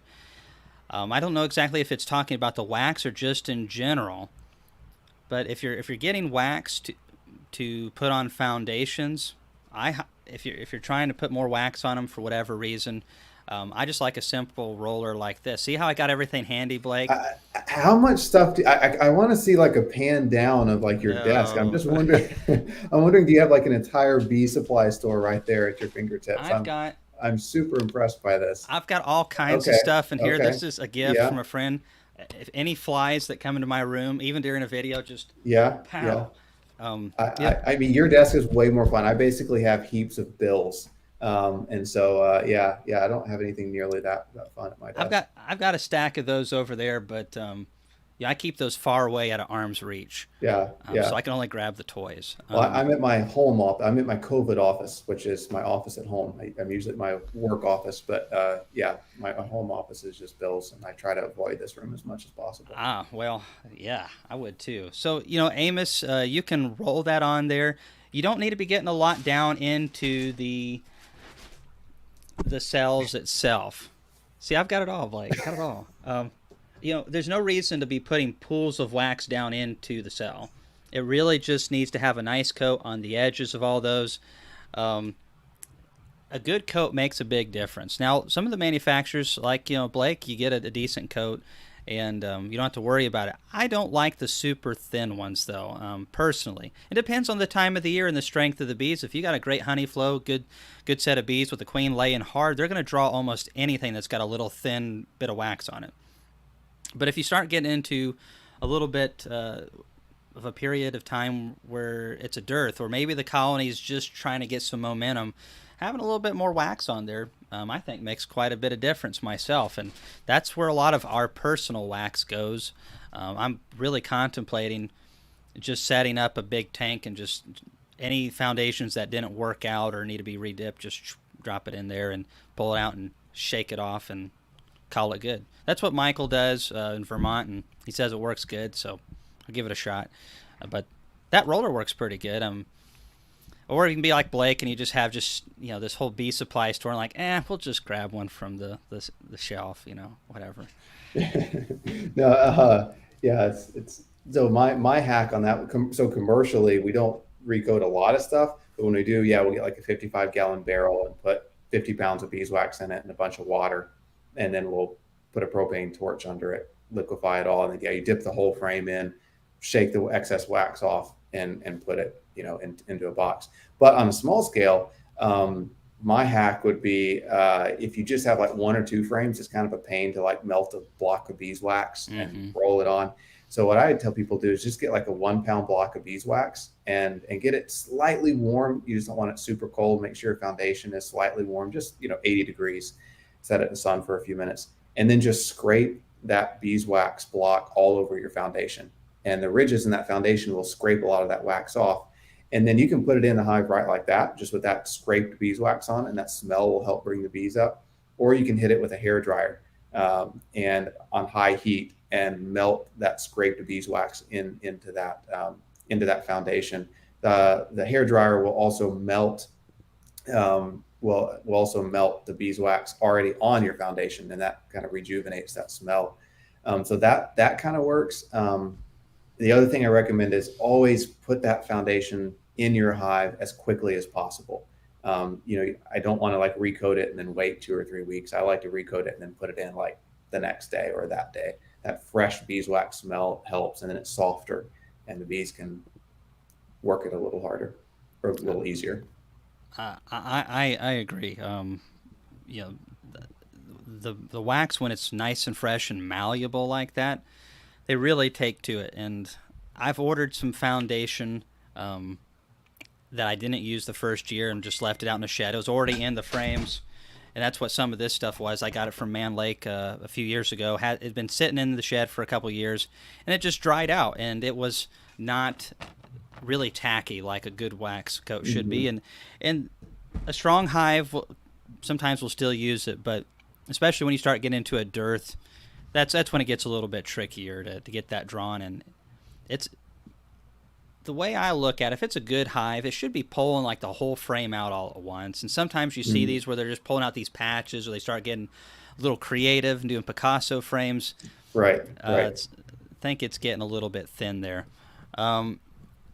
But I like a good coat of wax. And a lot of times if you get a good coat from a manufacturer, you don't have to do any of that stuff. But I like that idea of having a block and having that, especially if it's just like, sometimes it's just a little area that the bees have chipped the wax off, and you just got to get a small spot. And it's really not worth, like you said, you got 2 frames and no reason to heat up the crock pot.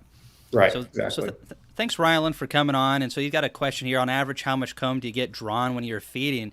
And when is the best time for rain during a flow? So why don't you answer that, Blake, if you can? And that's, I guess, another reason why we feed in the summer months, because I get a lot of my comb drawn a month after the dearth.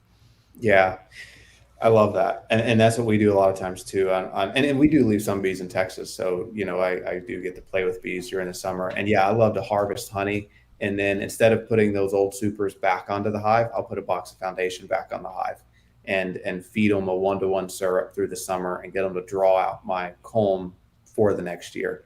So I think that's a great, it keeps the bees busy, keeps them active, gives them a trickle of food, and you get your comb drawn out for the next year. So I love doing that. Um, as far as how much comb you get drawn out, I mean, it takes 9 to 11 pounds of syrup or honey to make 1 pound of beeswax. So it takes quite a bit of feeding to get them to draw out comb. Um, as far as the best time for rain during a flow, At night. at night. I mean, and really for me, the worst honey flows I see are on rainy years, not necessarily just on dry years, because the worst thing for me is when I am seeing rain almost every day because it washes the nectar out of those flowers. And depending on the flower, some of them, it can take a day or two to replenish that nectar for the bees to forage. So when you're getting like a shower every afternoon, all through the honey flow, that's awful in most cases, and that really kills your honey flow. So I really want to see, yeah, those nighttime rains, and like once a week. I mean, that's once a week, couple times a week. That's really better than during the day multiple times in a week. That just kills the honey flow so fast. Yeah, rainy years are rough. Some of the best honey flow years we've had is where it rained a good bit prior to the honey flow, so the ground was super saturated.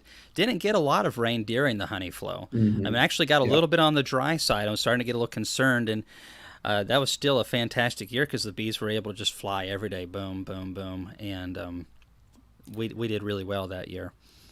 Um, And it depends on your nectar source too, right? I mean, if your primary nectar source is from a tree, like a tallow tree or basswood or some tupelo, if it's a tree, then you're going to be more tolerant to those dry years. And so yeah, if you get more of that pre-rain and then no rain during the flow, you can still make a good crop. If it's all wildflowers, then it's a little more rain dependent. You want at least a little bit of rain right before and then during the flow. But yeah, it just depends. so and one more thing on that question is how much comb do you get drawn? If you've got a good queen in there and the bees are healthy and a strong population, and like you said, the honey flows over, pull those supers off, you got a big population of bees that are confined to a small space, and you throw on a box of foundation and you feed them good. If as long as nothing crazy is going on, you should at least get a box of drawn comb out of that, and that's what we expect. So if we have a yard of 40 colonies after the honey flow, we're going to strip them here within the next 2 weeks, and then we are going to put a box of foundation, pull a frame of larvae or eggs up into that foundation, and we are just going to feed probably 5 to 7 gallons over the next month, and it's going to be really thin. And I put a lot of weight on them really fast, but we don't leave them hardly anything. We do single deep, so we don't really leave much food at all. We have to feed quite a bit, Now and you're one but of those guys. yeah, one of those guys. Yeah, yeah. Ah, Well, we don't have the capability of going to North Dakota and getting more of that nectar up there. So my wife says I have to stay home, um, and I but say no, yes, that's dear. good. Of course. No, that's a good point though. So it's you're going to certainly draw out comb faster and better on a single deep. If you've got a double deep hive, two deep brood nests, it's going to be a little tougher to get them to draw out. A third deep of foundation on top versus the single. They're going to be way more apt to draw out foundation. Yeah, and it works really good. So we expect to, as long as nothing weird's happening, we will get one deep drawn per hive. And there's a lot of times if it's a good colony, we'll get two because it's all the way down to the single. But we're feeding pollen patties, keeping that brood production going. We keep the momentum going. If you ever lose the momentum, it's very difficult to get it back, especially in a dearth period. So, um, and it's one of the things I like about using the frame feeders that we use is the fact that, oh gosh, they haven't drank their feed. Well, why have they not eaten their pollen patty? Something's going on here. Dig into that colony, and sure enough, they're queenless, going through a requeen. Varroa mites crazy high. Something's going funky with that colony, and those feeders actually are really Good indicator that, whoa, something's not right. Love that. Totally agree. Yeah, they're great barometers. So, a lot of questions for you, Blake. Chris, do you want to go ahead and start lining those up? We'll just start knocking them out. Do you think crop dusters affect the hive? Depends on what they're dusting. You know, it really depends on what they're dusting with. You know, sometimes absolutely it can be totally devastating in a hive. You know, if you've got hives on the edge of a field and they're crop dusting and they get in direct contact with the hive, you know, if it's certain pesticides especially, it can kill the hives. You know, back when they were doing a lot of boll weevil spraying, for example, it was devastating for bees on cotton. Um, but then other times, you know, if they're spraying an herbicide or fungicide, it's not harmful for the bees hardly at all. So my general rule of thumb is I don't want my bees in a direct path of crop dusters. So I don't want them on the edge of a field that's going to be crop dusted. You know, if they're a quarter of a mile away or a tree line away, that's super helpful. It's anything to avoid that direct spray. But you know, it's where you've got to get to know your local area, understand what crops you've got, what's being sprayed and when, and you know, make sure you're not in the direct path of it. Hmm. Yeah. So here's another question. What's your favorite type of uncapping knife, Blake? So probably this is a broad question. You probably use something like a Cowan or Cooks and Bills or Guinness or something like that. But for the average beekeeper, what's a valuable tool that you think's Yeah, good? yeah. No, I think that it depends on how much you're uncapping, right? I mean, if you've got one or two hives, you know, and you're just uncapping a couple supers, you know, it doesn't have to be anything fancy. I mean, if you're in your like first or second year of beekeeping, I like the little just the capping scratcher or the little uncapper, rolling uncapper. It looks like a little like torture. Okay, yeah, show off, Cameron. Um, yes, there you go. So um, uncapping fork or yes, scratcher. Cayman's channeling yes. his inner Fred Dunn. I I guess Fred does this. I don't know. This is what I've been using for my hair. Oh, It nice. works, yeah, wonderfully. It gives you a lot of the nice layers that like from the 50s and the 40s, that kind of stuff. Oh yeah, Love that. yeah. Yeah, yeah. You just want to have one for the hair and one for the honey. And This is one of yours, by the way. oh, cool. So I'm gonna let you get back to it. But one of the things I like about the ones that you sell, it's got this little divot here that you can stick your Yeah, thumb in. That is monstrously helpful because when you're extracting honey, everything's got honey on it and everything's got wax on it. And so anything that can give you a little bit more rigidity on that grip is going to be your best buddy. totally, totally agree. So yeah, just a few supers. A capping scratcher honestly just works fine, especially if you're in your first couple of years of beekeeping. The bees are drawing out new foundation and often don't draw it out super wide. And so even if you had a knife, you may not be able, the comb may not be drawn out wide enough to actually be able to slice those cappings off. It could be a little recessed, which is more common with fresh foundation. And you just need that scratcher. You know, if you've got more hives and you're trying to do a little more volume, I always opt for a heated uncapping knife. So one that you can plug in, get that temperature hot, and then that heat just makes all the difference in the world as you're trying to slice off that wax capping. So um, you can get the unheated ones. Honestly, for me, I would use a capping scratcher or a heated uncapping knife. There are some really good. I think Cayman, you may have put me onto a guy, maybe it's somebody else. I think you did. Just like a super sharp, super high quality, domestically made, unheated knife that can work. But again, if you're doing a lot of supers, then just opt for the heated one. I'm not sure that was me, Maybe it wasn't. Yeah. unless it was the one from Pierce.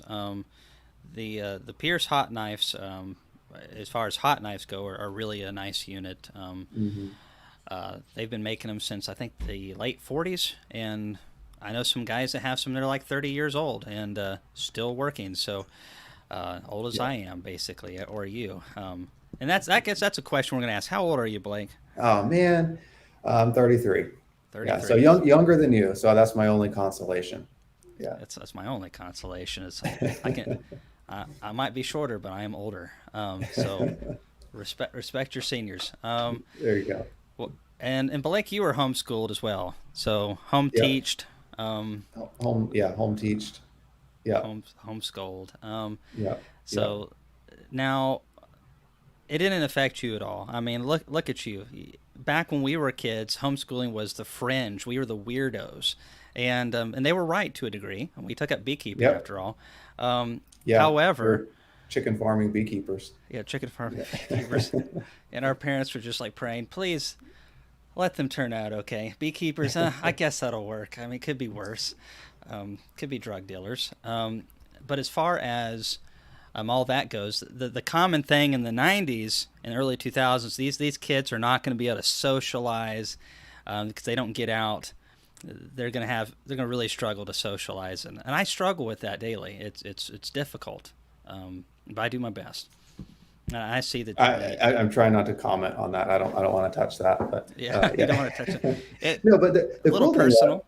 yeah, no. The cool thing though is, it's one of the reasons that if I can go on a bit of a tangent, I'm such a big advocate of youth scholarship programs because Mm-hmm. I was your quintessential. I mean, I'm naturally an introvert, but I was the kind of quintessential super shy kid that terrified of speaking in public, terrified of people, and kind of lived in my little homeschool, log cabin. Not really, but I was super shy, and really the youth scholarship program that I won when I was 12. Part of that youth program is you had to you had to present at your local bee club. You had to go speak at a school. They had this list that things you had to do as you got started in beekeeping through this youth program. And that's what really kind of brought me out of my shell and gave me that first exposure and really taught me so much more than just beekeeping. Mm-hmm. It kind of introduced me to a whole new skill set. Um, and that's why I push youth scholarship programs all over the country. We donate to a lot of them through TBS. Yeah, I mean, you I do. owe my career to it. And I think it's so beneficial beyond just beekeeping for the kids that get involved.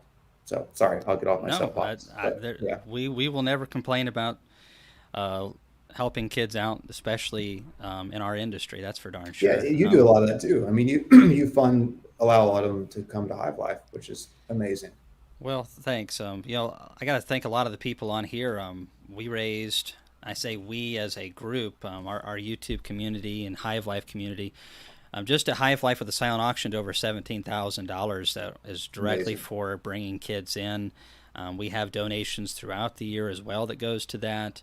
And we have companies that do that as well, and so, and then we'll have the young men and women send stuff in, and we get a lot of them to send in. We like to get every single one of them, but we try to get as many as we can, and we're picking the ones that really show a desire. They don't have to be aspiring commercial beekeepers or anything, but we just want ones that you can definitely tell that they're not in this to let's try it out for a year, and then Sure. we want the ones that have already been in it for a couple years, and go, wow, this is something I'd like to do the rest of my life.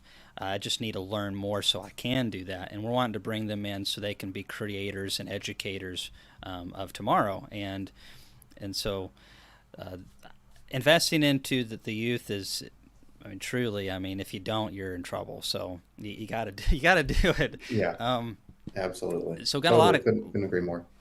questions. And I'll get to Kevin Arthur next. This one's been up there for a second. Any ideas for companies that supply beeswax? Blake, I know there's a lot of companies that supply beeswax, but you guys probably sell beeswax too. Mhm.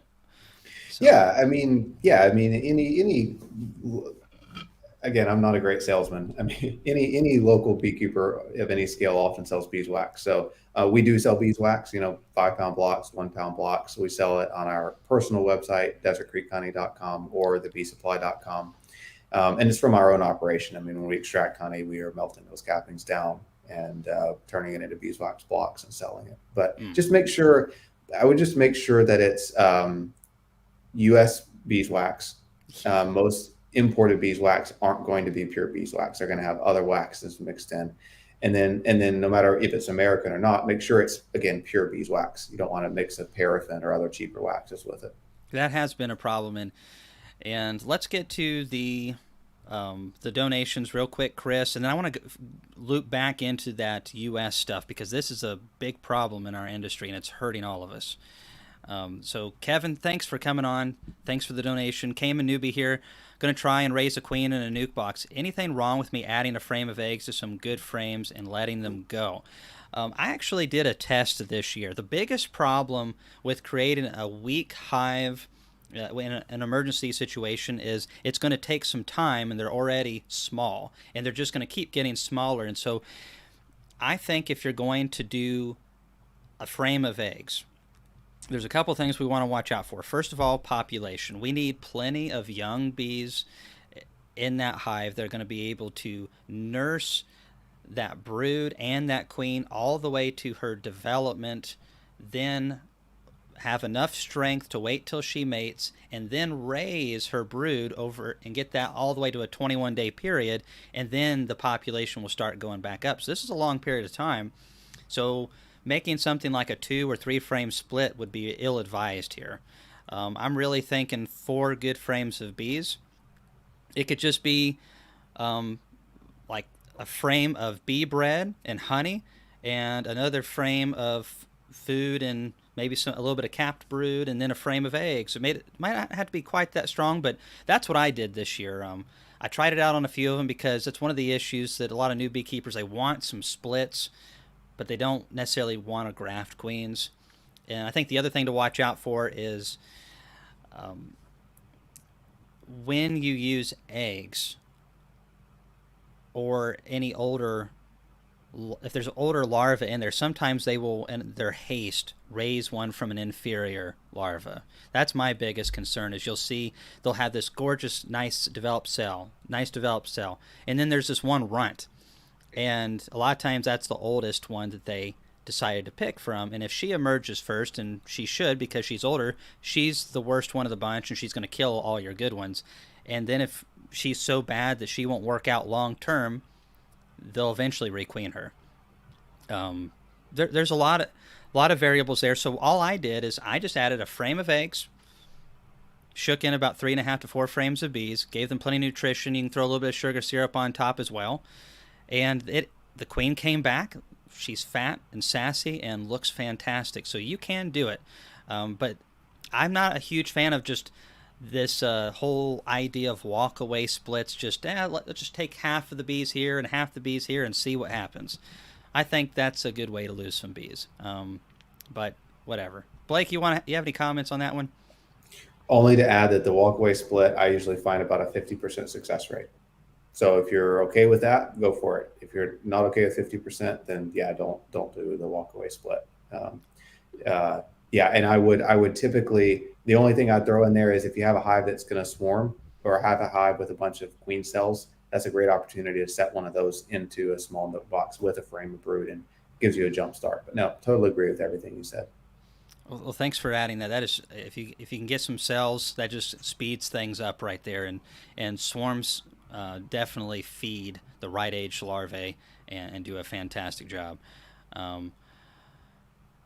Okay, the question earlier was about the pitfalls of wax dipping equipment, Steve Amos. Okay, so this wasn't about waxing foundations. This was waxing equipment. So one of the things that Blake brought up when I talked to him about waxing equipment is on a commercial level that they're really slippery at first. It takes a while for the bees to propolize in between the boxes, and that's a problem because when you're unloading bees with a forklift, and you've got hundreds of hives with slippery boxes, I mean, what could go wrong? I mean, that's where those super suits are really going to come in handy.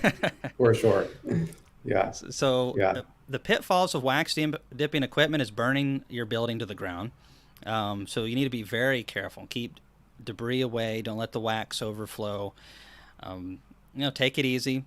Do all the safe stuff. And I know that sounds funny. I know a guy that burned a barn to the ground with one of them. I love wax dipping equipment, but I'm not trucking mine around the country. It does a great job. Pitfalls, really, it's just cost. You got to be careful. But other than that, you just don't want to get a bunch of cheap wax. I know some beekeepers who have purchased wax that had dye in it or scents or just it was cheap wax for a reason. You want to get something with a high melting point. So ours is like almost 180 degrees on the melting point, because if you're down in Texas on those hot sunny days, you need that wax to stay in there. So I prefer paraffin and microcrystalline You can't use beeswax, unfortunately, because it just has too low of a melting point. And I believe it is like paraffin; it is single chained on the atomic scale, and that's why we use the microcrystalline, because it's multi-chained and really locks that into the boxes. And so the way we do it, our boxes are actually fairly dry on the outside. They're not like the old wax dip boxes where they're really gummy. They're a lot more dry, and I love it because I hate painting with a passion. And Blake, you hate painting too, I think. Oh, totally. Hate But it. You're on Facebook today. I was on Facebook today. Yeah. No, so we're experimenting with it. I mean, even commercially, yeah, we're playing with different mixtures. You know, a lot of beekeepers will mix different resins, different paraffins, different, you know, they'll linseed oil with it. They mix.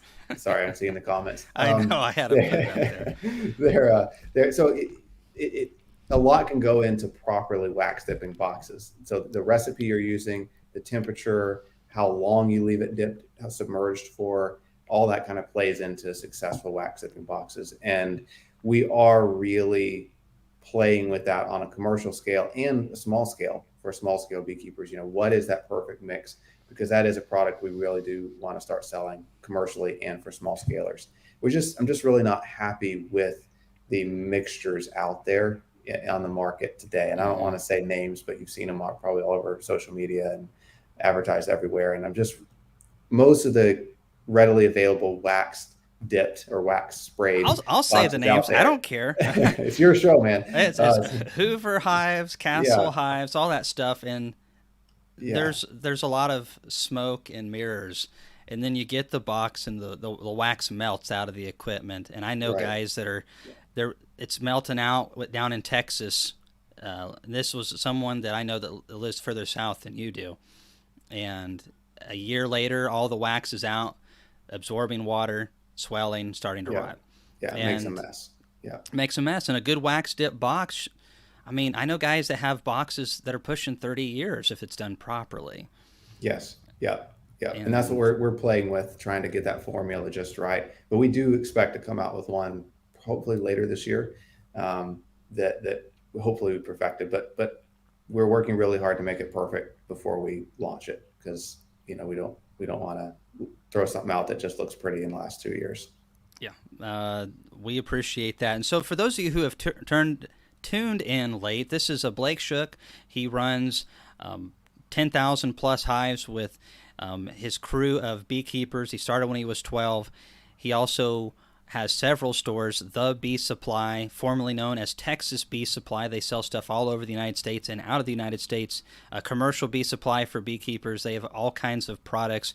One of the things I like about this company and why I invited Blake on is because he's a beekeeper first and foremost, but also is pushing for new opportunities, products, and different things in the industry. And that's what we need is fresh ideas and more competition, and beekeepers developing stuff for beekeepers because they know what we need. And Blake definitely has a little bit of experience. So just a little recap there.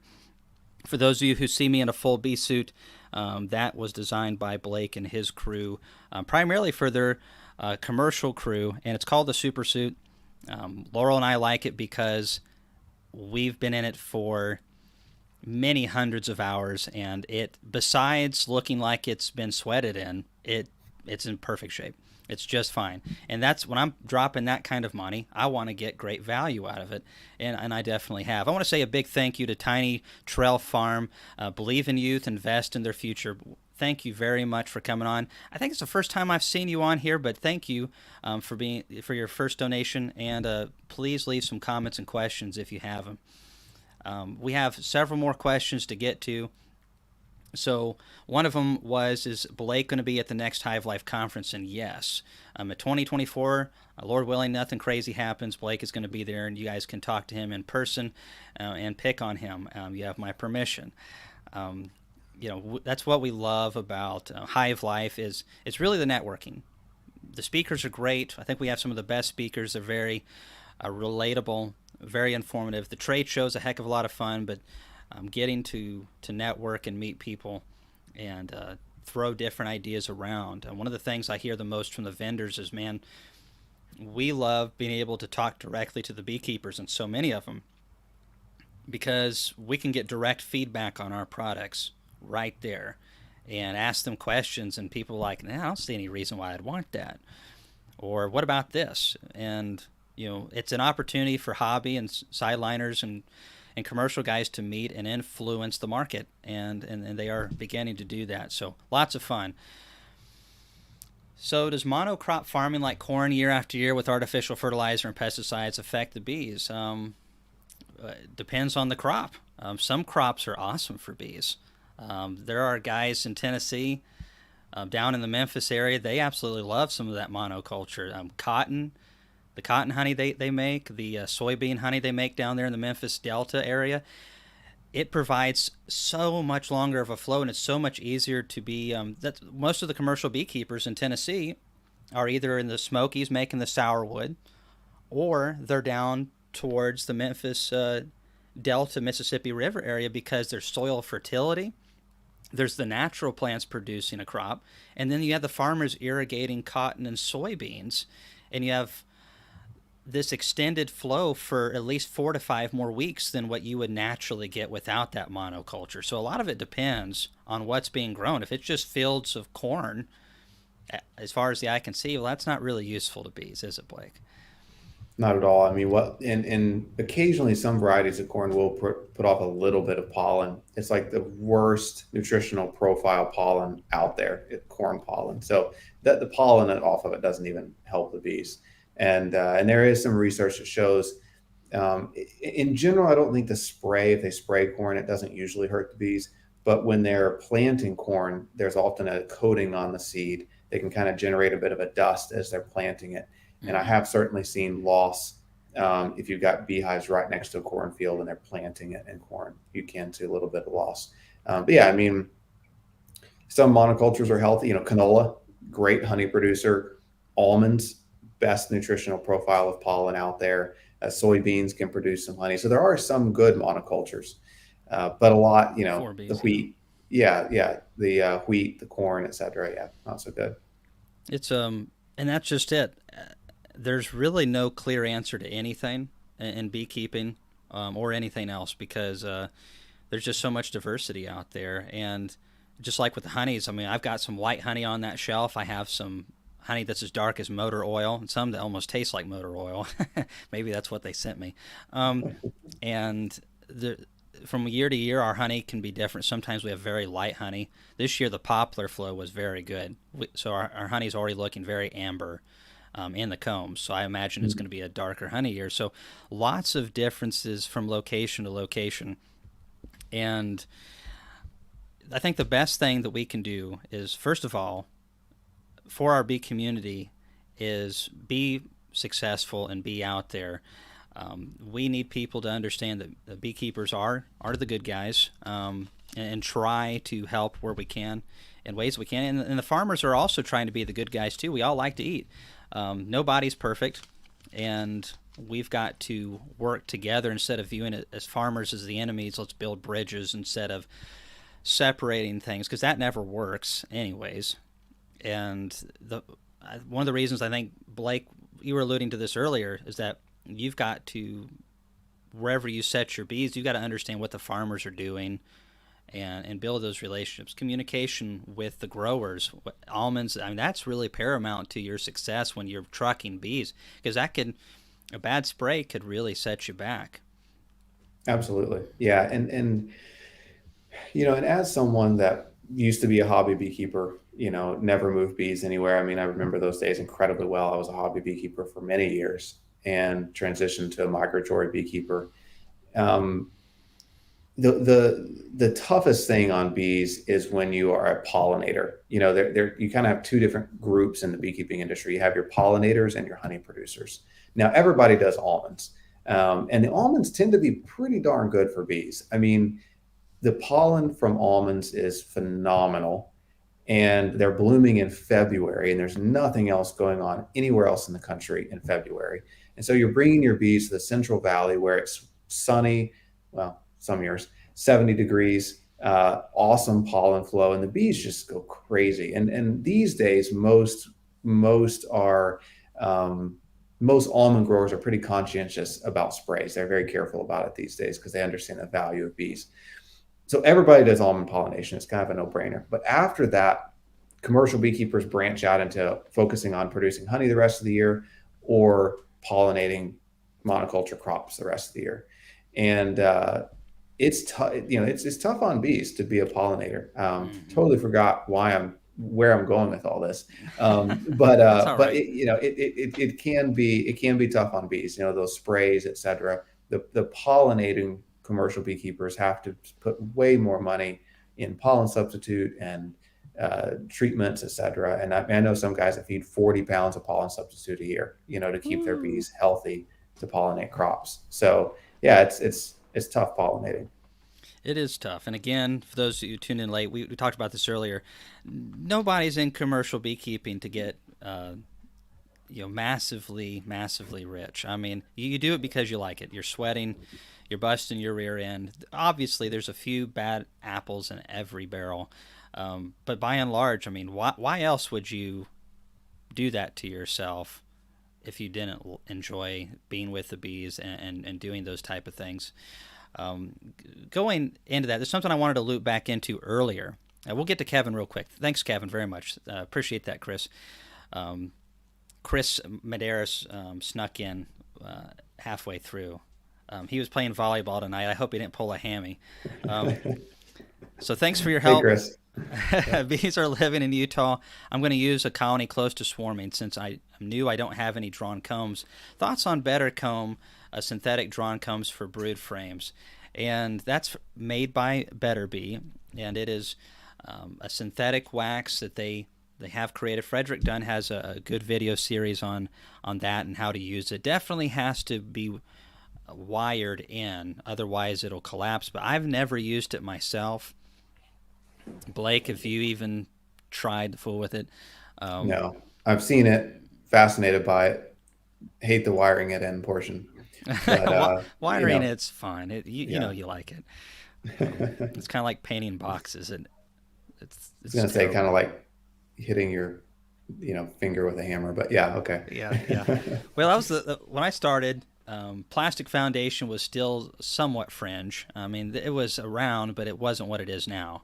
Right, right. And so my first several years, I wired all my frames in, cross wired, and I'll never forget when my buddy Zach said, "Dude, just do the plastic, man." And I finally caved and did it. And all of a sudden, I gained like 100 hours of my year back.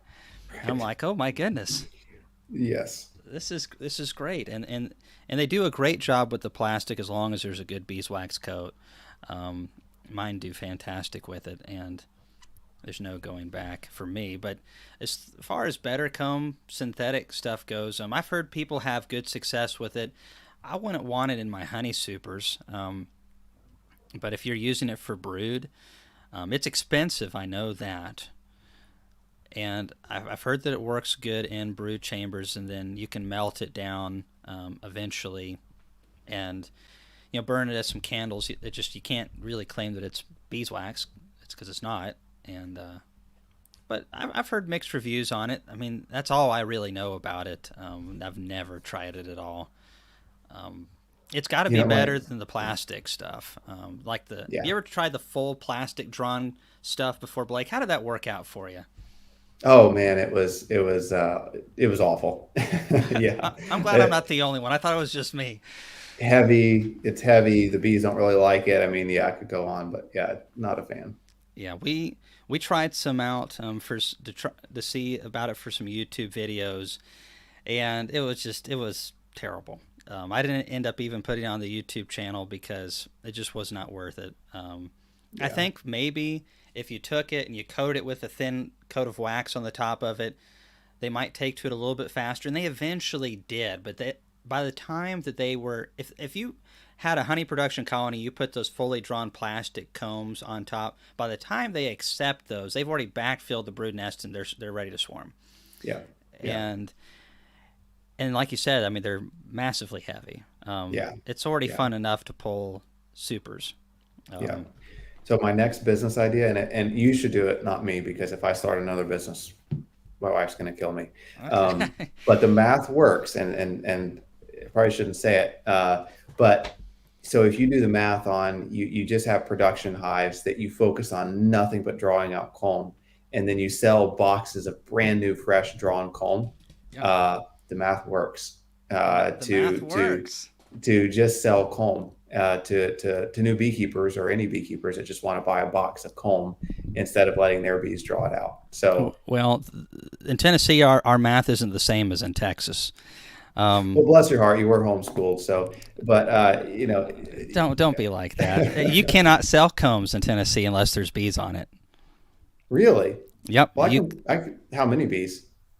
It has to be inspected, and there has to be bees and brood and all that kind of stuff. You heard it here first, folks. The math works. Thanks, Chris. But no, you cannot sell in a couple states drawn combs. It doesn't matter, and it's super frustrating because essentially, if I decided I wanted to get out of bees right now, any of my honey supers legally have no value, just sitting there in the shed. I cannot resell them. That's And crazy. Now, can you sell them outside the state? Like, could you send them to Texas? oh no, no. If I got caught, I'd be fined for it. How So much? they'd never Sorry. catch me. They never catch me, Blake. They never catch me. Because these guys aren't willing to work nights, and I'll drive that truck in the middle of the night if I got to. But it's ridiculous because in Kentucky and like almost all the surrounding states, they do it, and it's happening crazy. anyways. Wow. So I have a problem with that, and some people really get upset with me. But you know what? I'm used to that at this point. I get a lot of people upset. But yeah, But you could do that, and we could sneak it in. It's just kind of like a bootlegging back in the day, except it's comb for beekeepers. Hey, black market comb, man, and a lot of those laws are so frustrating because so many of those laws went into effect in the American foul brood period. Yes. In the 60s, 70s, 80s, when American foul brood was the number one problem in all of beekeeping. So there are all these old laws in all these states. We had them in Texas too. Restricting the movement of comb and the movement of bees to prevent the spread of American foul brood. And so many of those are just ridiculously outdated these days. But They made sense at that time, though. They made a lot of sense back then, but it's been a while, and yes, and we do things quite a bit differently now. I think for brood combs, I'd be shocked if our average age in brood comb is over 4 years. For as far as an average throughout the operation, 3-4 years, and maybe some people are like, well, that's pretty old, but to me, that's pretty young. When I was growing my operation, I had some combs that were like 16 years old, and my bees were okay. But I wasn't using fluvalinate or Coumaphos. I wasn't using any harsh synthetics that were building up in the wax either.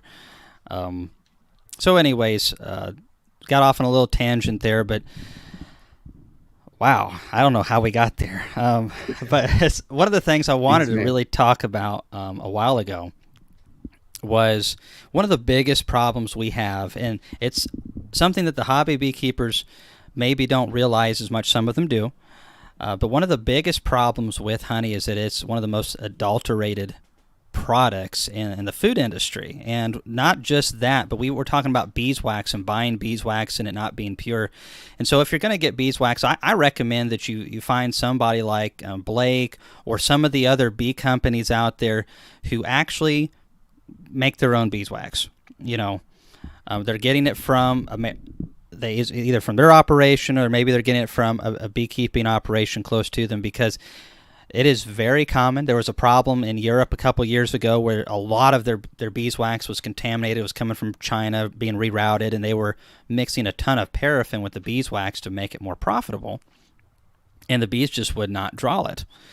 And we've got a couple companies that are now starting to have issues, and some of their foundation is coming from China, waxed. And the guys that are having issues are running like 2,000 colonies. I mean, it's not like someone with one hive saying, Cayman, I think there's paraffin in this wax. These guys are, putting on 10,000 a year. So, I mean, what do you think people need to know about this honey problem that we have? Because it's not just hurting the commercial beekeeper on their prices, but it's also, these hobby beekeepers and sideliners and small professionals in Tennessee. they're producing real sourwood. They're producing real honey, and they're competing against Billy Bob, who says he's got these hives, and he's packing 50,000 pounds of sourwood every year and selling it for 20 bucks a pound, and it tastes like corn syrup because it is. Oh man, that's a hard one. And I appreciate what Flower Street Farms just said, which is honey's the third most adulterated food behind milk and olive oil. Ooh, And milk. yeah, well, you got, milk's up there, olive oil's up there, fish is way up there, and honey's right up there with them. So are we eating Uh, snake or is it actually fish? I mean, what is? Hard to say. Um, so there's a lot of issues in the honey industry, and as you know, we said earlier, we pack and sell a lot of honey, and I'm on the National Honey Board, which is a board that really focuses on uh, marketing and promoting real pure honey, and it's and in an ethical way. Adulteration is a massive issue. So we kind of have this huge issue where a lot of honey is imported into the United States. We consume about 620 million pounds of honey a year in the U.S., 1.9 pounds per person. We only produce about 120 million pounds in the U.S. So the vast majority of honey that we're eating in the U.S. is Mm-hmm. imported. There's a lot of honey that comes out of China that is mixed with different syrups. It's got pesticides in it, all sorts of junk in it. And so about, well, 15 years ago or so now, the U.S.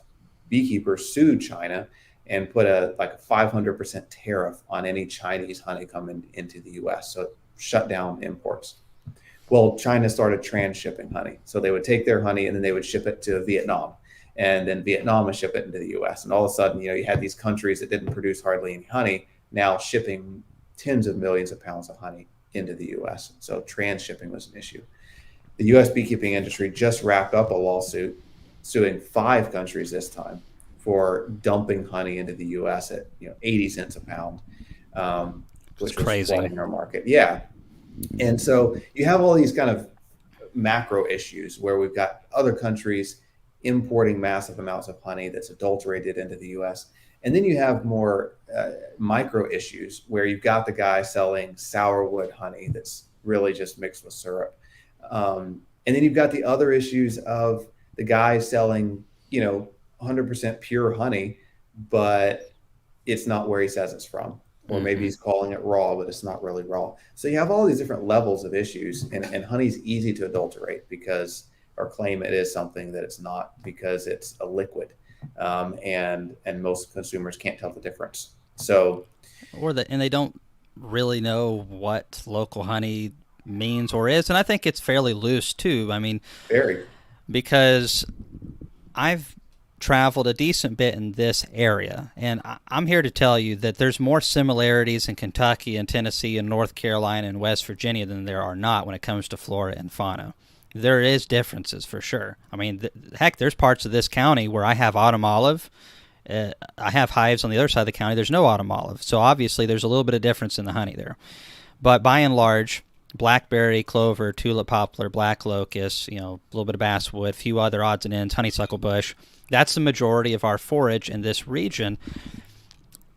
And the term local, some people are like it's got to be within like 10 to 20 miles, and there's some people like, well, within 50 to 100 miles. My main concern is pure and and good and U.S. honey, and just being honest. You pack honey. Bob Benny packs honey, and you find reputable suppliers that you trust because Bob sells Tupelo honey. He doesn't produce Tupelo, but he's got some delicious Tupelo honey from a guy that he knows, and I think it's pretty cool that you can go to Bob Benny's place and you can try several types of honeys, and they are legit and delicious. I don't care if they're local or not; they're great.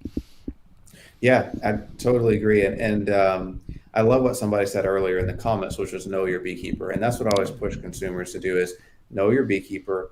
And then, at least push consumers to make sure they're buying American honey, um, and then we have this whole new emerging issue around synthetic honey, plant-based honey, which is a honey that's being created in a lab, kind of like plant-based meats or almond milk being sold as milk. And that same issue is now coming to beekeeping, where you've got companies starting to make this synthetic honey, selling it as real honey. And that's a whole other issue that we could spend another hour on, but it's kind of the Yeah. next one of the big new threats that we're certainly facing in Yeah. the industry. It's frustrating because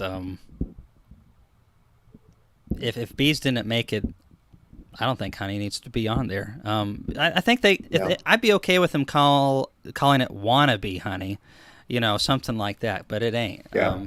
Right. But Exactly. Yeah. it's Yeah. it's And it's a problem. yeah, I mean, and there's no definition. I mean, it's hard because we haven't defined local, we haven't defined raw, we haven't defined what all these terms mean, and it's tough. I mean, bees don't observe state lines, and so it can be hard. How do you define local? And it's hard. I mean, we don't have great definitions for whole wheat bread or the word natural, or it's an issue that is common in the whole food industry. Now, this is a loaded question, perhaps. Who is buying honey for 80 cents per pound, and can you sue them? Well, um, there's nothing illegal about buying 80 cent a pound honey. What is illegal is if it's adulterated, and that's really what is called into question. Is if it's 80 cents a pound, is it adulterated?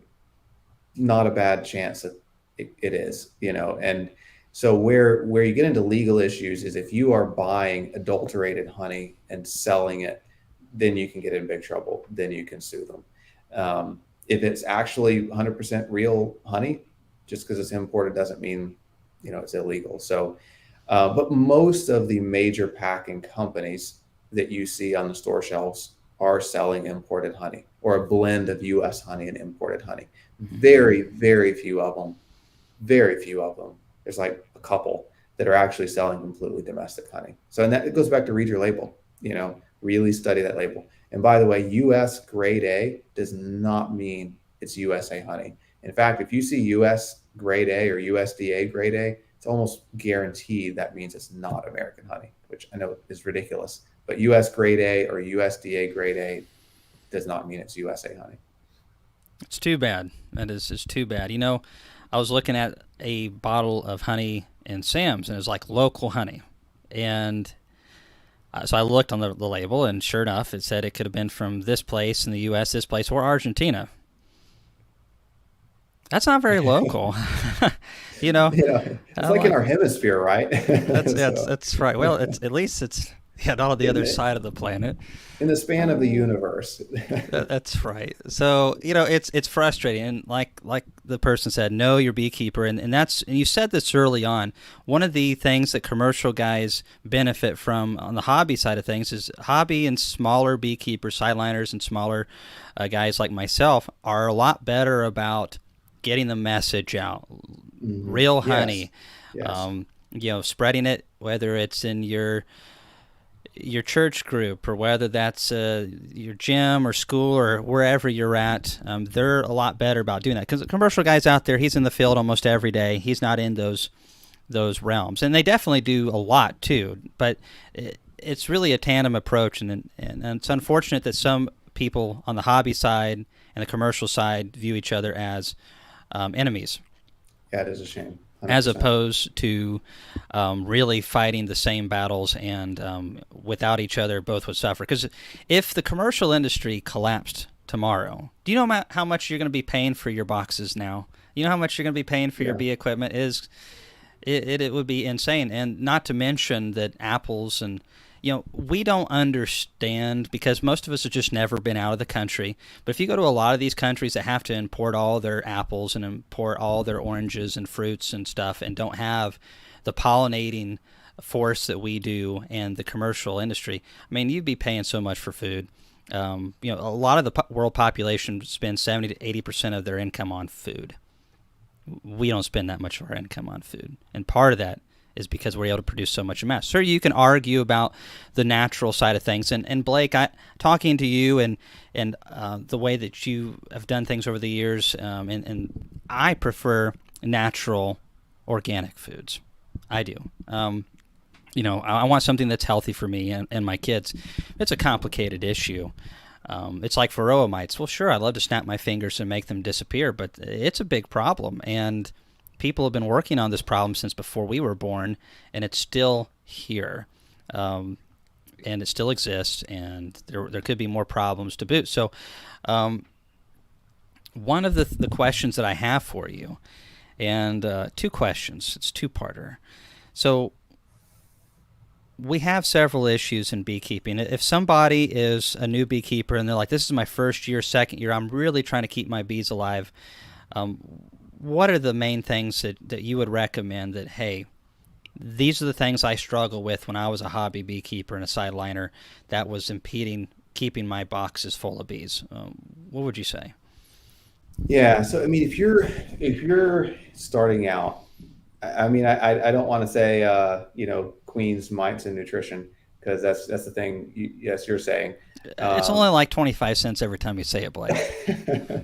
to me, okay. So that's what's really important. I mean, you start out with a good hive.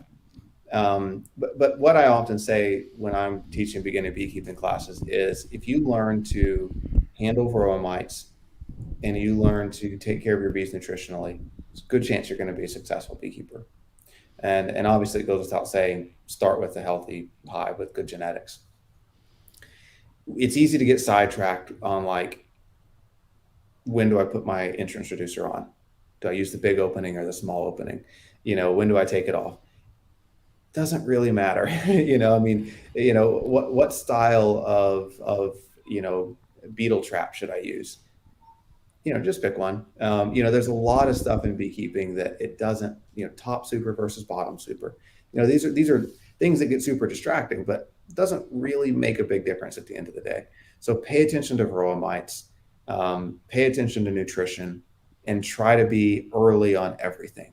It's when people get late and get behind, treat late, feed late, that you really run into massive issues. So nutrition, varroa mites, and be ahead of schedule. Basically, roll up your sleeves and get to work. Yep. Man, Yep. I've brought so many people on, and nobody has the silver bullet. We just got to keep trying until we find somebody. Good luck with that. Yeah, Yep. good luck with that. I've tried all the silver bullets, and they ended up being duds. Someone asked, James Noel asks, is that mite poop in the background pick or eggs, bottom of the pick? So those are eggs. Thank goodness. If that was mite poop, we'd be in big trouble. Um, but no, those are eggs. This is a young queen. Actually, I was filming a video picture. This queen is about 2 weeks into laying, and she's got it all laid up on this new white comb, and it's just my favorite thing ever, seeing a young queen come back, laying it up like that. So Varroa, you've talked about that. It's a rough situation that we're in.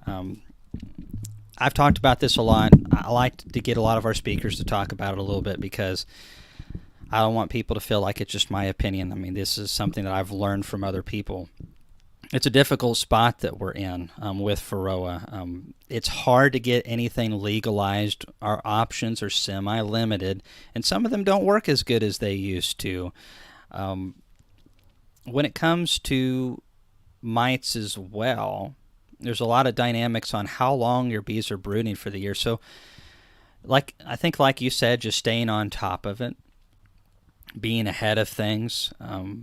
But is there any tips or tricks that you've noticed with Varroa over the years besides just staying ahead of it? I mean, for the commercial beekeeper, you're brooding up all the time, so it's a different situation. But for someone who's in their home apiary, I mean, what would be your recommendation just so they could really have the best Yeah. bees that they could have? Yeah. Well, not to keep beating this drum, but I mean, being proactive and knowing where you stand with varroa mites is important. It's easy to say, well, I want to be a natural beekeeper, and I want my bees to build a natural resistance to varroa mites. So that means I'm not going to do anything about varroa mites. That's not how that works.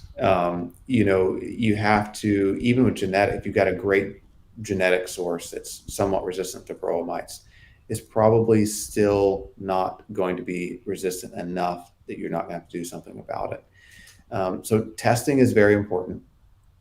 Used to, if you read the old literature, they'd say, oh, anything less anything over 7 mites per 100 bees, you're safe. Or anything, I'm sorry, Yeah. anything over 7 mites per 100 bees, you need to treat. Under 7 mites per 100 bees, you're okay. That has steadily ticked down over the years. 5 years ago, it's okay. Anything under 3 mites per 100 bees, and you're safe. For me, if I've got like 2 mites per 100 bees, I might not be doing a treatment, but I'm going to be thinking about it really soon. I'm looking for 0 to 1 mites per 100 bees. That's really what I'm looking for. So being aware is really important. If you're new to beekeeping, use something that just works treatment wise. If you want to be a natural beekeeper and try not to use chemical treatments, great. I think there are ways to pull it off. It's a ton of work and you have to be super consistent, but there are ways to pull it off. What I usually recommend is use a synthetic miticide your first few years in beekeeping. Just learn which way that introducer goes your first few years. Learn how to make honey, learn how to add supers. You don't need to be trying to fight varroa mites too. So use an Apivar, use an Apigard, something that just works pretty darn well most of the time as you are learning beekeeping. Once you've been in it a couple years and you've gotten pretty good at it, then start trying maybe more of the treatments that may not have quite the same efficacy and start experimenting. Maybe try mechanical treatments instead of chemical treatments. Play with genetics more. And it can be geography dependent. So there's not I can't just tell you, oh, use this product and you're good to go. Um, Rotate products. Don't just use one product over and over. Use a couple different products, but stay proactive. It's super important. It is tricky because you probably have brood in your hives 12 months out of the year, or Well, close not to it. actually, no. I mean, Really not. so we overwinter in sheds in Idaho these days, which is a Oh, whole you other do? thing. So our Okay. bees actually go 4 months broodless, which is phenomenal. It's so good for the bees, so good for the queen. So yeah, 4 months out of the year, we're actually completely broodless, which I did is not super know that you helpful. went to sheds like that. So, Yes, so yeah. is Ian copying you, or are you copying Ian? So that's Well, Ian and I actually don't know each other. We actually emailed for the first time. I was asking him something and got in touch with him for the first time a few days ago, actually. So I don't. I think we just great minds think alike, and I guess oh we, yeah, yeah. sure, sure. Well, so 4 months of a brood break, and that's beneficial. And you think, why is that beneficial? Well, for a lot of reasons. I mean, there's a lot of reasons that I think a brood break is super helpful. From a really practical perspective, it gives us a break as beekeepers. Our equipment is stored indoors 4 months out of the year, so we get a ridiculously longer lifespan on our equipment. The queen gets a break. It's amazing how it seems to lengthen the lifespan of our queens because they aren't laying nearly as much. And when those bees come out of sheds, even if it's an old queen, she just goes crazy laying. I mean, it's like she's a brand new queen. And I think it's because she's had a bit of a break. Um, the bees don't work as hard. They're not out flying every day and get 60 degrees. They consume less honey.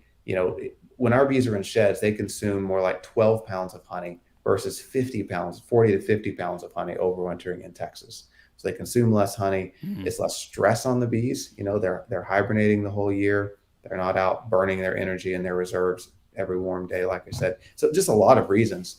It's easier to control varroa mites because of that brood break. They're Hmm. not rearing. We can get our varroa mite levels to zero, and they're at zero for months, which means we're getting our viruses cleaned out. So yeah, I mean, I could go on, but I think that brood break It's is a pretty really good helpful. reason. Pretty good reasons to do that right Yeah, there. I mean, just being in a warm climate all winter, where bees are growing all winter, doesn't equal healthier bees necessarily. You're definitely reproducing a lot of mites, and I've heard a lot of um, numbers from various sources. I don't know what the exact number, and maybe nobody knows the exact number, but when bees are brooding pretty heavily, it seems general consensus about every 21 days mites double thereabouts. So, I don't know if Yeah, that's exact, but they seem to grow pretty darn fast. they sure do. And They sure do. so 4 months of not having them double is a significant less of a load. And then being able to clean them up. And have you ever tried oxalic acid vapor or dribble when they're going into those sheds to kind of clean them up beforehand? You're way more of an expert on that than I am. Oh yeah, sure. I did in the olden days. So when oxalic acid was kind of a new thing, we actually did some trials for some of the research labs, and we did the dribble, did a lot of tests on that, and did the vapor back in the day when the vapor first came out, and we found it to be very effective when we had a broodless period, and so yeah, right before going into winter, when the bees were mostly broodless, we had great success with it. Our problem is always, what do we use when there is a lot of brood in the hive?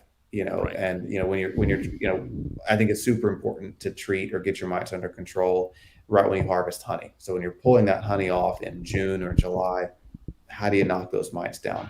So I think oxalic's a great fall treatment, or maybe very late winter treatment, um, but not the only treatment. For sure. It definitely, just like all of them, has its quirks and has to be used appropriately for what it can do. And it's definitely amongst the soft treatments. Very natural. And as far as residues and stuff like that. But um, yeah, we use it primarily in December. Um, that it really shines really well. It's one of the reasons we run carnies. We don't put ours in sheds, but if I run pure Italians, even here in Tennessee, I'll have brood in December. It'll be Christmas Day. I'll go out Mhm. there. I'll have a frame and a half of brood. And, if there's no mites in there, it's really not that big of a deal. But I like getting a lot of carnies in the genetics because they'll shut down in November. And I definitely won't have brood in December. That gives me an opportunity to get them cleaned up. And like you said, they come out of winter um, raring to go. It feels like Mhm. that just cleans them up and kind of resets things. And so that's part of our strategy. I've run Italians for a lot longer than I have not, and you can be successful with them, but they do require more feeding and more treating, in my experience. Um, there's definitely advantages to them, though. If I was wanting to do pollination, I'd want some of those Italian genetics to make bees. The carnies definitely. I don't think they respond to feed quite as good as Italians do. Um, but they definitely are a really good bee. Otherwise, I wouldn't have them.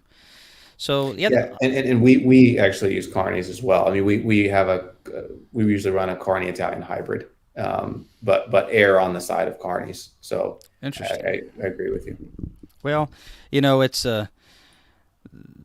there's so many different ways to do this, and obviously, I hope the folks that are listening walk away with not feeling like we know the answers, because we definitely don't know all of them. We know a few things that seem to have worked and have helped keep our bees alive. And we want people to walk away asking lots of questions, because there's a lot of questions that still need to be answered. And I think that's why we love doing what we're doing. I mean, if you do not like learning new things, then beekeeping's not for you. You've got to learn all the time, and there's a lot of different things that we could talk about. One of the questions that I really wanted to ask is, what is something that maybe is new with your company? For those of you who are joining on late, Blake runs several bee supply companies: The Bee Supply, Commercial Bee Supply for commercial beekeepers. He has several stores, runs over 10,000 hives, all that kind of stuff. But what's something maybe within your store, or you're seeing on the bee industry side of things, or something you're trying out in your own bee yards? What's something that's kind of exciting to you, and you're just like, ooh, I want to try this out this year. I'm looking forward to seeing how that develops. Is there something kind of on your radar there? Yeah, that's an interesting question. I think there's something on every segment. There's something there. I mean, I think for our company, I'm super excited about these pollen patties, the Apis Biologics pollen patty mixed with global, the complete mixed with global. I'm really excited about those. We've been running a lot of tests, and I'm really excited about the results. And like I said, those will be coming out in about a month through TBS. CBS already has them. Um, Super excited about that. We've got a lot of education that we're working on, some new education tools that I'm super excited about. Um, and our commercial operation, I am really playing with grower resistant queens.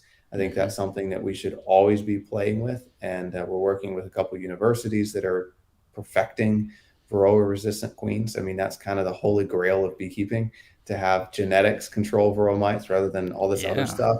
And nobody's there, but we're getting closer than I've ever seen. We've been playing with some breeds that, you know, the first couple years of playing with them, we didn't have to treat varroa mites at all, but they didn't produce much honey. And then the third, couple years later, now they are producing almost as much honey, and we're not treating for varroa mites. They're not, they're still, 20-30% behind other breeds. So, but every year they're getting better. So I'm so excited about that. And no one's ever been able to pull that off on a commercial operation. And if they work commercially, they're definitely going to work on a small scale. So I feel like it's just kind of been a pipe dream as an industry for a long time. Hmm. And I think we might actually be getting there. And it's, there's some bee labs that are really putting a lot of effort into this.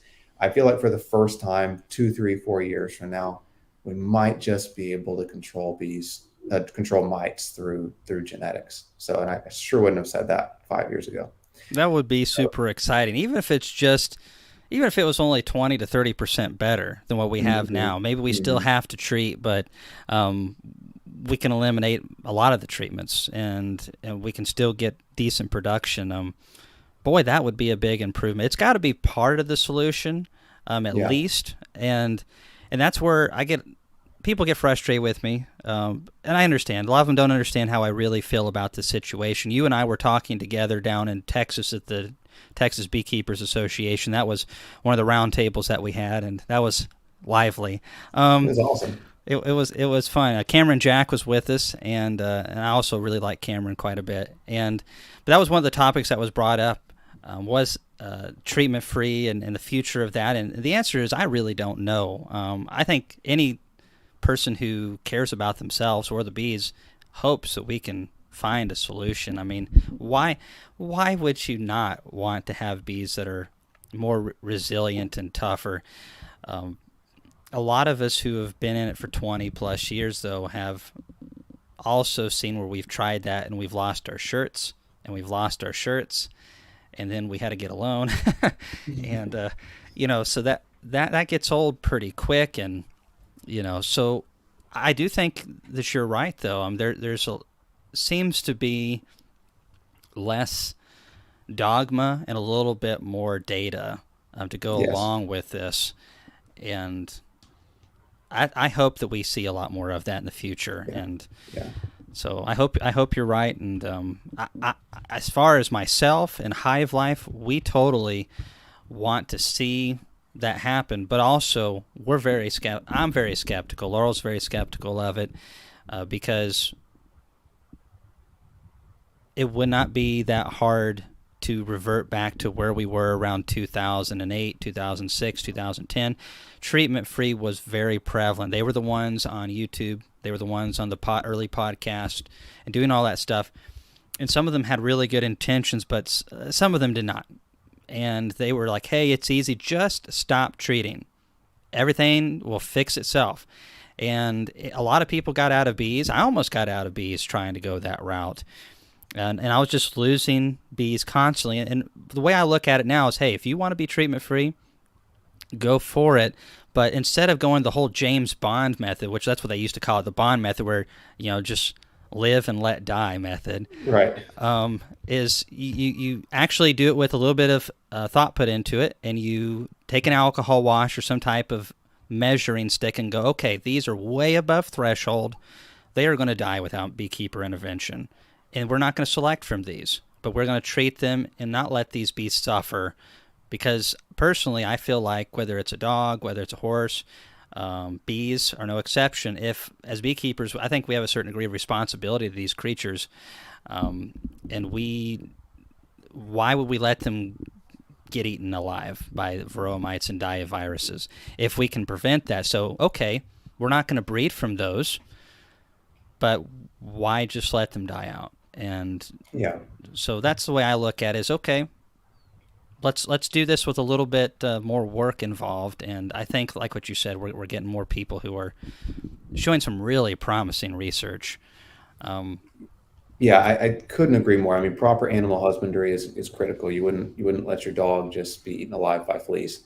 Um, and I think that it's important that we embrace reality. And in my opinion, the reality is we are not there yet. The bee doesn't exist yet. But I think that there's room for cautious optimism. But it's got to mhm. be followed up with facts and studies that really verify that it can't just be a marketing term or a marketing scam. People out there claiming that they have, buy this bee, put it in your hive, and you never worry about varroa mites again. We're just not there yet. But I think we might get there. Emphasis on might. We might, I see but what you did there. yeah, see what I did there. Uh, but we're not there yet. But I think that there's some calls for hope. That's super exciting, and I want to see more of that. Everybody does. There's Corey Stevens. I don't know if you've gotten to meet Corey before. I'm aware of who he is. Yeah, yeah. Yeah, he's one of those guys where getting into the treatment-free crowd, the guys that I typically hung around with, because there was the ones that you find, some of them are a little bit interesting. Let's just put it that way. And I think if you believe something bad enough, you'll find a way to say that it works, even if it doesn't. Corey's not like that, and a lot of the new people aren't. And so, I'm just super excited about getting some bees that are more resilient. I think what we also have to look at is, okay, even if we did fix that, that's not the end. There's always going to be the next thing. Is it Tropale lapse Yeah. coming over? Is it some new strain of European foul brood? Is it something we've never even heard of yet? Beekeepers have a long history of dealing with maladies, and I think we have to be realistic. And I think the idea that we can just snap our fingers and one day just have a bee that just is just easy to keep, I think is kind of silly to a degree. It's not that we can't make it better. I think if you're not trying to make it better, I think that's foolish. But it's kind of like, I liken it to apple trees or heirloom tomatoes or something like that. A lot of these older varieties, because they've been grafted and selected from over and over and over again, their genetics are 100 years old or more. Hmm. They don't have the new resistant strains that some of the new varieties do. And so they're going to require a lot more sprays and treatment Right. with that. And so, again, I think with bees, we just got to be a little bit smarter. So, Blake, we've got a question here from Rylan. I want to say big thanks for the donation again, Rylan. At what temp do bees stop brooding? I think that's an interesting question that a lot of people, I would never even think to ask. I wouldn't either. I can't give you a specific, temperature that at this temperature they stop brooding. I've seen bees brooding up when they're covered in snow, and once the days start getting longer, they start rearing brood again, even if it's pretty cold outside. I will say going into winter, some of the trigger points that I really see them start shutting down is once the daytime temperatures are, starting to get 60 degrees or below consistently. That's when I really start seeing them shutting down. Now they'll still have some brood for a while, but once you kind of hit that, oh, we're in like the upper 50s during the day and it's dropping, they just really start shutting down Mm-hmm. fast. But at the exact temperature, I don't think it's an exact temperature so much as what's the season doing. Because on the flip side, if it's spring and you're at 55, 60 degrees during the day, they're going crazy. The days are getting longer. But in the fall, it's days are getting shorter. You start getting those chilly days and nights in the 40s. They're going to start shutting down. Interesting. So, uh, there's a lot of dynamics there, and that's something that I was asked. I was asking these questions not too many years ago, and was sitting down and thinking about it because we have pretty mild weather in November and October here, but the bees just want to shut down that time of the year. The day length is getting lower. The big, strong colonies that were Italian would still want to brood, especially if you fed them really hard. Yeah. But at a certain point, pollen patty feeding that time of the year just really is just, I feel like, just wasting money. Mm-hmm. You're just throwing Yeah. it in there. It's going in one end and out the other. I feel like the bees Mm-hmm. just, you cannot fight nature and its natural Right. tendencies. You can try to work with it and extend it slightly and help it, but you cannot defy it outright. It just Hmm. does not work. Right. Right. And so, when I was trying to feed pollen patties in November and December in my area to try to get them a little bit bigger, I never saw any meaningful gains. When I tried to feed them in January, early in the year before natural pollen, just really couldn't see any meaningful gains. Once we started feeding it about right the time when natural pollen comes in, it really works. It really Yeah. works good for me. And when it comes to the temperature, I mean, our bees start sometimes brooding the first week of February here if it's a mild Hmm. year.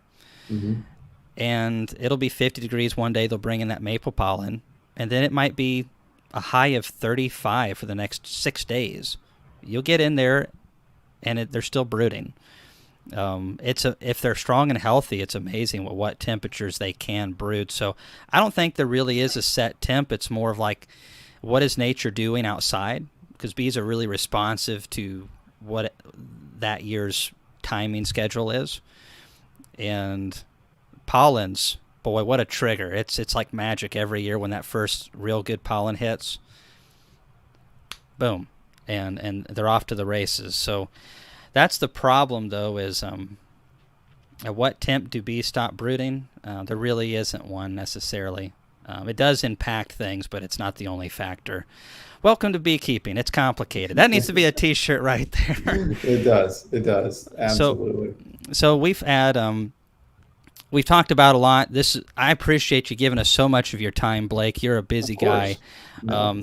I want to say a big thanks to Chris, ECP, just because you guys rock. Great conversation. Appreciate you, Chris. I tell you, as long as nothing crazy happens, Blake's going to be with us at Hive Life, so I hope you guys bring your questions there. We'll probably have them on one of the round tables. We're going to do things differently at Hive Life this year. Not too different. It's still going to be a lot of fun, but we've got a lot of creative ideas and new things that we're going to bring to it, and just a lot of exciting opportunities.